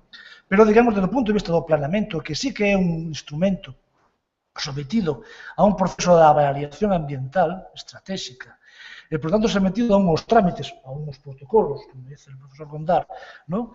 É dicir, como, digamos, lle faría unha pregunta, digamos, que cal é o proceso de participación das 20 ou 30 administracións ás que se lle remite un documento de inicio dun plan, cales son as respostas, digamos, de que de alguna maneira, digamos, esas administracións producen, non? E cando, digamos, cal era o saldo, digamos, que dende a Secretaría Xeral da Evaluación Ambiental se facía, digamos, de esa participación ou desa colaboración interadministrativa na fase previa de formación do planeamento, que é justamente a fase onde, digamos, as cuestións non son, ou poden ser. É o momento crítico onde, digamos, están por tomar todas as decisións, non? Bueno, non quero trasladarlle a resposta, digamos, a Carlos, pero creo que, o que me transmitiu, creo que, podo decir que me transmitía, digamos, de que claramente mellorable, dende o punto de vista da colaboración e da colaboración interadministrativa de moitas das administracións que están chamadas a participar nestes procesos. Eu creo que realmente se existise esa coordinación interadministrativa e todos os fixésemos corresponsables, digamos, de a intervención do planeamento, e hablo do planeamento, temos falado de obras públicas, podemos falar de moitas máis cousas, non? Fixésemos corresponsables do tinglado do planeamento, moitas das cuestións que se plantean estarían, digamos, fora do lugar. E unha última prescripción, digamos, unha chamada de atención que o mellor pode dar para outro escenario, para outra charla, non? Que, digamos, en relación, digamos, ao proceso de modificación do marco legislativo en Galicia e, digamos, aos aspectos que teñen que ver con a desregulación de determinados aspectos ou, digamos, ca sectorización ou compartimentación das decisións no solo rústico, por exemplo, non? Temas de que os desaguas van a falar do de augas, os de arqueoloxía van a falar de arqueoloxía, os de estradas van a falar de estradas, os de montes van a falar de montes, e van a quitar, digamos, de alguna maneira, ou como non sei será o borrador que estaba encima da mesa, digamos, o carácter global do entendemento do planeamento como un instrumento global de relación do territorio, non? En aquel caso, un tema absolutamente complexo como para que depois se sigamos falando. Ben, non sei se fixeches unha pregunta, Carlos. Bueno, se quere contestala, estaría agradecido. Eu preguntando estou imitando. E tamén Carlos Nardi, se quere aportar algo á pregunta da compañeira. Bueno, el tema de la participación, yo ya lo manifesté en la presentación, para nosotros pensamos que es fundamental, porque una tramitación ambiental donde no haya participación, pues está coja, por así decirlo. Lo que ocurre es que también hay que buscar el equilibrio entre las dos patas. Por una parte hay que fomentar la participación, pero por otra parte los procedimientos no pueden eternizarse, tiene que haber unos plazos que hay que cumplir y nosotros fomentamos que se participe, tanto el público en general como las asociaciones, como el resto de administraciones. Y sí que, a la pregunta de Alfonso, notamos que, así como cuando evaluamos un proyecto concreto, sí que las administraciones responden en las fases previas y eso ayuda bastante a que el proyecto que finalmente vaya a información pública y que se apruebe ya desde el principio adopte los condicionantes. En lo que es la evaluación de planes, quizá porque, pues no sé, porque son documentos más extensos, por falta de medios, no sabemos exactamente por qué, o por problema nuestro a lo mejor, que no sabemos trasladar con éxito a las distintas administraciones la importancia de que participen. Pues sí que en evaluación de planes muchas veces notamos esa carencia de informes previos y tenemos que asumir nosotros en ocasiones el papel un poco de nuestro informe documento de referencia, asumir el papel en ocasiones que que non nos corresponde del todo. Pero bueno. Gracias. Carlos Nardiz, por favor. Perdona, Carlos. A rematar, Carlos, a contestación, abrimos unha quenda de intervencións con preguntas moi concretas que ten o seu límite a 1:15, para que poda intervir a continuación a directora general. No, es que le preguntaba a Teresa porque creí que su intervención iba en otro sentido primero. Entonces, hay un tema que quizá no hemos tocado suficientemente, que es cómo el patrimonio cultural condiciona el planeamiento. Porque en los planes que llevamos haciendo desde mucho tiempo, desde la escala municipal, la relación con el patrimonio cultural ha sido fundamentalmente a través de los centros históricos, los catálogos correspondientes, en donde los planes especiales se ordenaba, y luego ha habido una visión puntual del patrimonio cultural dentro del resto del territorio no urbano, ¿no? Entonces, lo decía antes Yago, esa reivindicación de cómo ha ido cambiando la legislación, entre otras cosas la propia ley de protección de los caminos de Santiago, hacia la protección del territorio histórico. ¿Por qué no puede haber territorios históricos en las áreas, fuera de las áreas urbanas, que sean también dignos de protección? Y esa protección rebasaría la escala municipal. Igual que sabemos hoy que los temas paisajísticos y ambientales rebasan la escala municipal, los territorios históricos también, una densidad de castros, como consecuencia de una continuidad de mamas, como consecuencia de unos caminos que estructuran el territorio, o como consecuencia incluso de poblaciones mineras que no tienen por qué estar reducidas a un determinado municipio, ¿no?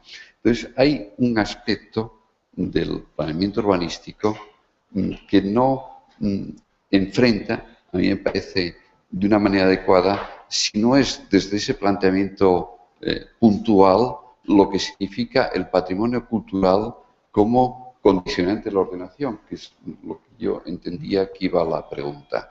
Y eso implica una escala que no es necesariamente la municipal. Independientemente de la defensa que podamos hacer, y tú lo has hecho, Alfonso, de cómo a través del planeamiento municipal se ha hecho visible todo el patrimonio cultural, la escala del patrimonio es también la escala supramunicipal, ¿no? Y sin embargo tenemos una enorme asignatura pendiente, incluso yo lo hacía referencia el otro día, como documentos como las directrices de ordenación de territorio no se enfrentan con escalas como puede ser la vía 18. Bueno, voy a dejar esto. Esta quenda ten unha solicitud de que Teresa, alguna máis, encarna, alguna máis. Ben, queda pechada esta quenda de preguntas. No, perdón, Iago, solo un segundo con... No, a mesa ten uns privilegios. No era que respecto, era nada en contra, sino o que acaba de decir Carlos Nardiz. Sí. Queres agregar algo? No, era solo un punto que unha cousa é, e eu estou totalmente contigo en isto que falas dos territorios históricos, pero, mellor, esa sensibilización precisamente cara a estas ideas, sí que en ese traballo, si se organizan desde o Concello de sensibilización sobre o patrimonio, non é só sobre o patrimonio do Concello, sino en xeral, todos esos conceptos que quedan en más ahora, os de ilustrados, de savants, empezan a ser do dominio público, co cual a xente, porque o que importa é que a xente sensibilice, que o espacio de sensibilización non coincide co espacio de aplicación, como ti cando investigas os litros de que e collo como banco de probas A, B, C e D. Nada máis. Muy ben. Teresa. Sí. Realmente o que eu estaba planteando é en que medida a ordenación urbanística incorpora os valores culturais. Es decir, está incorporando, identificando os elementos, pero esos elementos non son elementos illados. É dicir, o territorio non é unha sala de exposicións de elementos patrimonio cultural, sino que entre esos elementos hai unhas relacións, esas relacións configuran unha paisaxe cultural e a ordenación urbanística debe respetar e integrar esos valores. Vense facendo vimos fuxindo desa cuestión pois con estas técnicas de círculo de protección, xa veremos cando se plantee a cuestión, etc. ¿no? En que medida o planeamento urbanístico o está a facer e en que medida ten a capacidade de facelo. Eu creo que digamos que realmente, digamos, efectivamente, digamos, no planeamentos hai moitos e moitas maneiras de facer o planeamento. Existiría unha primeira maneira de facer o planeamento que sería un planeamento notarial, efectivamente, exclusivamente recoller o que existe e, digamos, bueno, establecer os círculos, como comentamos, ou as amebas, o que preste en cada momento da circunstancia, non? Ese é un tipo de planeamento, que é un planeamento exclusivamente notarial que estaría, digamos, a los protocolos, ¿no? De incorporar al tinglado. Pero hai planeamentos que, digamos, que poñen o patrimonio como un elemento, digamos, de desenvolvemento urbano, desenvolvemento municipal, digamos, de primeiro orden, e, digamos, fai propostas, digamos, que se relacionan con eses aspectos, ¿no? Home, non sei, digamos, cando alguén pensa en concellos como Muros, por exemplo, onde, digamos, todo o mundo podemos tener na cabeza, digamos, un conxunto histórico de primeiro rango, de máximo interés, vamos, o patrimonio territorial, o patrimonio cultural no territorio, máis alá dese feito, é de tanta ou máis trascendencia que ten que ver, digamos, con esa circunstancia. Por lo tanto, digamos, depende moito de cada tipo de patrimonio, e o patrimonio, claro que pode condicionar. O feito de que, por exemplo, o Plan Xeral de Santiago, no ano 1989-90, hubiera establecido, digamos, unha serie de determinaciones digamos, de desenvolvemento da cidade en relación á preservación dos valores patrimoniais da cidade histórica e da súa funcionalidade e recuperación, vai máis alá dun urbanismo notarial de establecer, digamos, o que é un ámbito dun BIC e, digamos, remitir, digamos, a unha legislación. Tanto, creo que hai... Alfonso, como vai moito máis alá, esa xoia da Lei de Patrimonio Cultural Galega e Estatal, cando di que os elementos inventariados e catalogados teñen a función que recolle o legislador de ser estruturantes dun territorio. Eso non é unha línea de contorno geométrica de 50 metros, en absoluto. E iso contextualizado con todo o resto da introducción, nos leva ao meollo destes debates, destes 2 días, que o valor dun elemento que é un elemento catalogado, o sea, un ben cultural, desa categoría, ten que ser interpretado cas súas relacións espaciais especiais que ten ese elemento co territorio, configurante do territorio e asumindo a solidaridade de que o territorio tamén está dando forma, categoría e plan estético a ese propio elemento catalogado. Evidentemente, así, facer un plan general ou un plan especial ou unha avaliación estratégica ambiental, pois te leva a ser considerado todo isto. E isto está despois en unha práctica sancionada positivamente, penso eu, por as directrices, volvo a repetir, do Nación do Territorio, que abonda en esta situación, o plan do litoral e a política que leva, por lo menos nos informes de directrices que dá ante a solicitud inicial dos plans de avaliación integral ambiental, cando contesta ao organismo este señor e nos dice e nos recorda as directrices ordenadas do territorio. Por lo tanto, isto tamén está moi ben sancionado, dándolle un nivel de contemporaneidade e de actualidade ás determinacións das trazas dos camiños franceses cando marca os territorios históricos que soportan esa traza. Isto estamos xa en outros ambientes, en outras cuestións de que eu empezo a chamarlle a segunda fase da sensibilidade autonómica e histórica da Galicia sobre a patrimonio cultural. Estamos en outra fase. E saco isto que non é moito meu, porque, e con isto penso que podemos darlle ya a voz a Encarna para rematar. Recentemente houve unhas xornadas en Madrid en que se falaba a segunda e terceira xeración da Lei de Patrimonio Cultural. Despois de explicarnos aí aos abogados moi estrictamente de cuáles son os matices da técnica xurídico-administrativa que respecta a formación do patrimonio, e, bueno, eu levantei a mão e preguntei, bueno, pero seguramente que haberá unha segunda xeración de sensibilidade sobre o patrimonio e seguramente que haberá unha terceira sensibilidade sobre a captación e percepción e vivencia do patrimonio. Evidentemente, en esa terceira fase estaba a Comunidade Autónoma de Andalucía, que xa vimos aquí en as xornadas anteriores en que reflexiones estaba.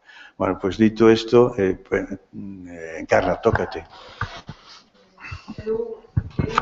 Unha pregunta, o mellor motivo de outras xornadas, que para mí me parece fundamental e que aquí planeou dentro do proceso democratizador de que somos un país pequeno, con un problema demográfico inmenso e con unha riqueza cultural, patrimonial, material e inmaterial enorme, hai que plantexarse xa o uso dentro do proceso democratizador. Estados muitísimo máis ricos que o noso, muitísimo máis ricos que o noso. Eu teño visto moitas veces patrimonio simplemente limpio e sin máis. Creo que xa temos cementerios de abondo como para seguir facendo necrópoles. Porque todo aquilo que non se usa, a xente non o fai seu. E todo aquilo que non se usa e a xente non fai seu, temos que volver a rehabilitarlo dentro de X anos. Co cual, as mulleres nos ocupamos moito das cousas de comer, exceto ahora que a cociña dá moito diñeiro e apareceron os homes. Pero nos preocupamos sempre das cousas de comer, foi a nosa obriga. Por lo tanto, aquilo que non pode ser usado, hai que plantexarse dentro de unha xerarquía se é mellor que quede como está. Eso sí, impedir que se destrúa. E falo en Santiago, onde hai muitísimo pechado que nos costou centos de millóns de euros, non de pesetas, porque son miles, de euros, de patrimonio que está sen uso, que impide postos de traballo, que impide cariño por parte da poboación e recoñecemento por parte dos visitantes. Por lo tanto, eu coido que isto é imprescindible. E teño exemplos positivos. En Santiago hubo un plan de recuperación da arquitectura de traballo das mulleres, Lavadoiros, é unha cidade de lavado, Santiago, porque é unha capital sanitaria, e agora as aboas levan os netos e se bañan nos lavadoiros, porque por sorte hai lavadoras. Entonces, eu creo que é un exemplo moi concreto do que facemos as mulleres de como un patrimonio rehabilitado se usa e se cuida porque ten un uso. E é un novo uso. Gracias. Encarna, recollo o asunto. Vamos a ter que traballar as dúas seccións. Bueno, pois traballaremos as dúas seccións. Bueno, pois moitas gracias por atender a este debate. Moitas gracias á directora por a paciencia e a tolerancia. E ahora invitámola a que suba aquí. Con Carlos, por favor, sube connosco.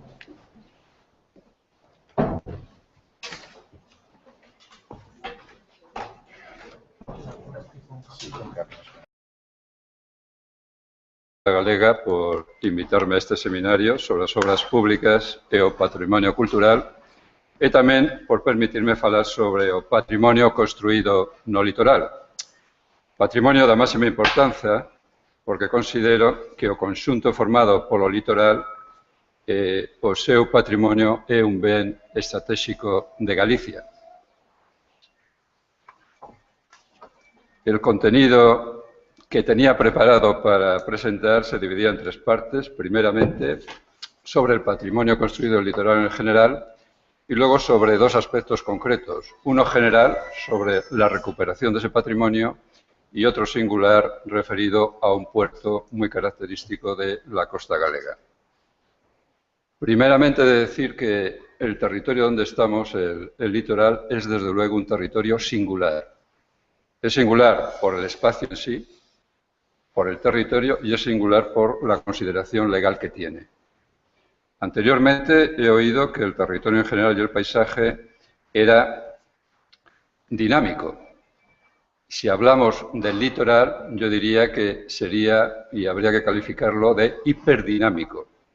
Confluyen una serie de fenómenos, confluyen una serie de paisajes, confluyen una serie de formas que no se dan en otro territorio y además la característica principal es precisamente su dinamismo. Está siempre en evolución.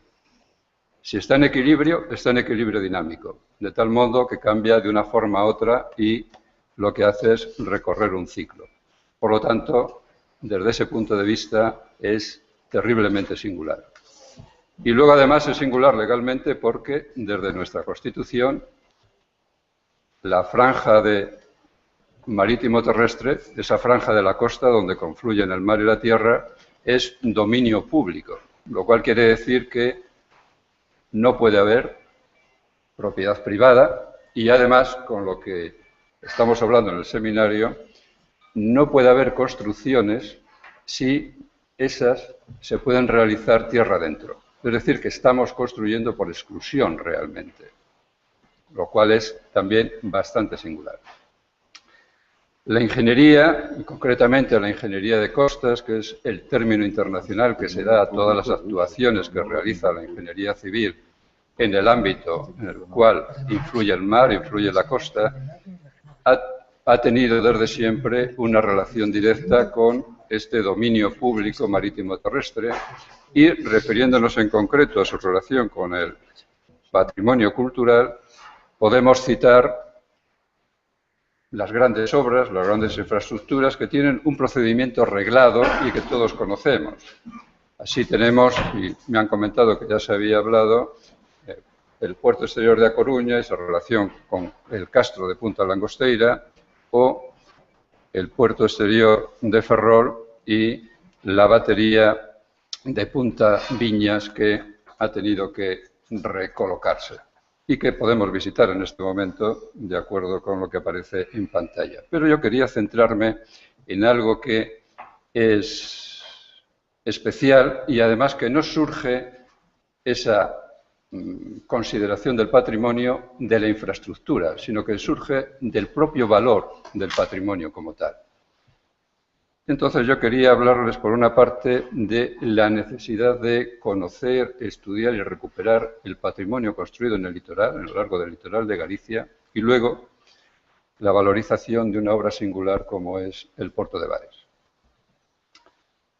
En primer lugar, en el litoral, en ese dominio público, aparecen toda una serie de obras y construcciones que históricamente, en la relación que han tenido todos los pueblos, y en especial Galicia, debido a la morfología de la costa, a la especial forma que históricamente han tenido que tener las relaciones entre unos pueblos y otros, de tal modo que era mucho más sencillo atravesar una ría que no recorrerla a lo largo de la ribera, han aparecido cantidad de obras portuarias, señalización, etc.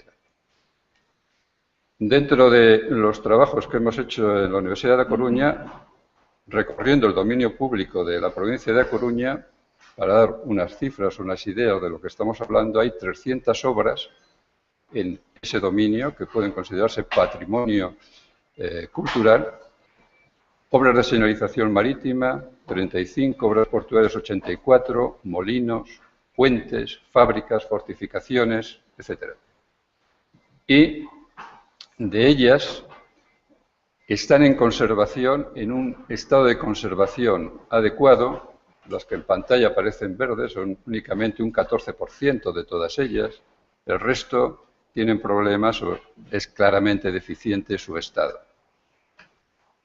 Como figuras de protección, únicamente para dar una pincelada, ahí aparece también la figura, las distintas obras, y se ve que la mayoría, prácticamente todas, están sin una figura de protección adecuada.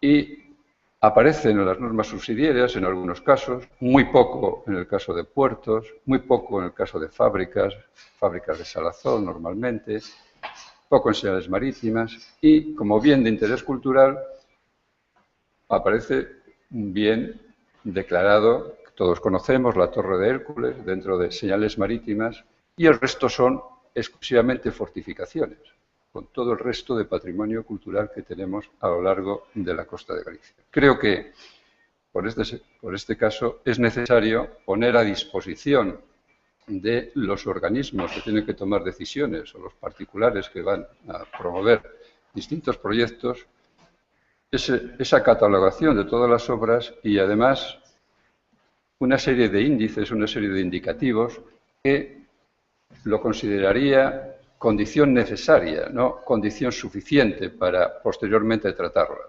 Y dentro del grupo de trabajo en el que estoy incluido en la Universidad de A Coruña, habíamos hecho para estas obras del patrimonio a lo largo del dominio público marítimo terrestre de la provincia de A Coruña, habíamos definido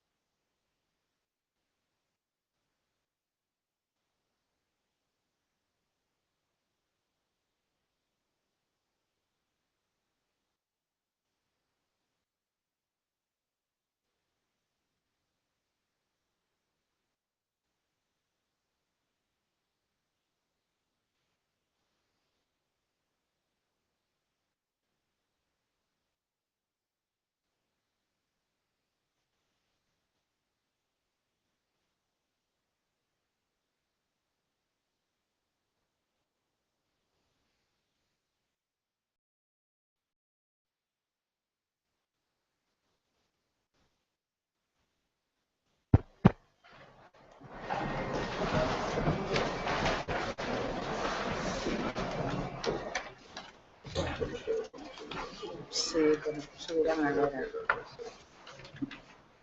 Subirán agora.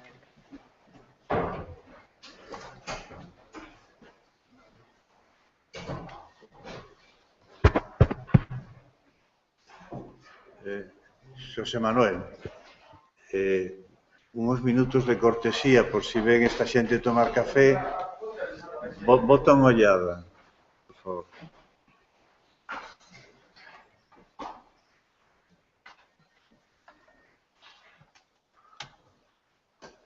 Carlos, o subdirector marcha ou queda a este debate? Queda. Non de patrimonio, sino de medio ambiente. Carlos. Carlos, Calzadilla. Creo que sí. Sí. É que Carlos iniciou unha cuestión que continuou Paco Fierro, que é o tema dos intangibles, e como se evalúan en un informe ou estudio de impacto ambiental. Estábamos falando de ti, pero bien, ya descuberto, a peito descuberto. Preguntaba si te quedabas, porque quedaron varias preguntas, penso que necesarias facerte. Entonces, no coloquio ou debate posterior a esta intervención da mesa, podemos cruzar para que te vayas preparando. Si é ben certo que se considera na súa dirección o tema do patrimonio inmaterial, que experiencia de avaliación ambiental tense sobre o patrimonio inmaterial en esa avaliación? Ou que esquemas ou que folla de ruta temos para poder levar adiante esas avaliaciones dentro dun ISA, non?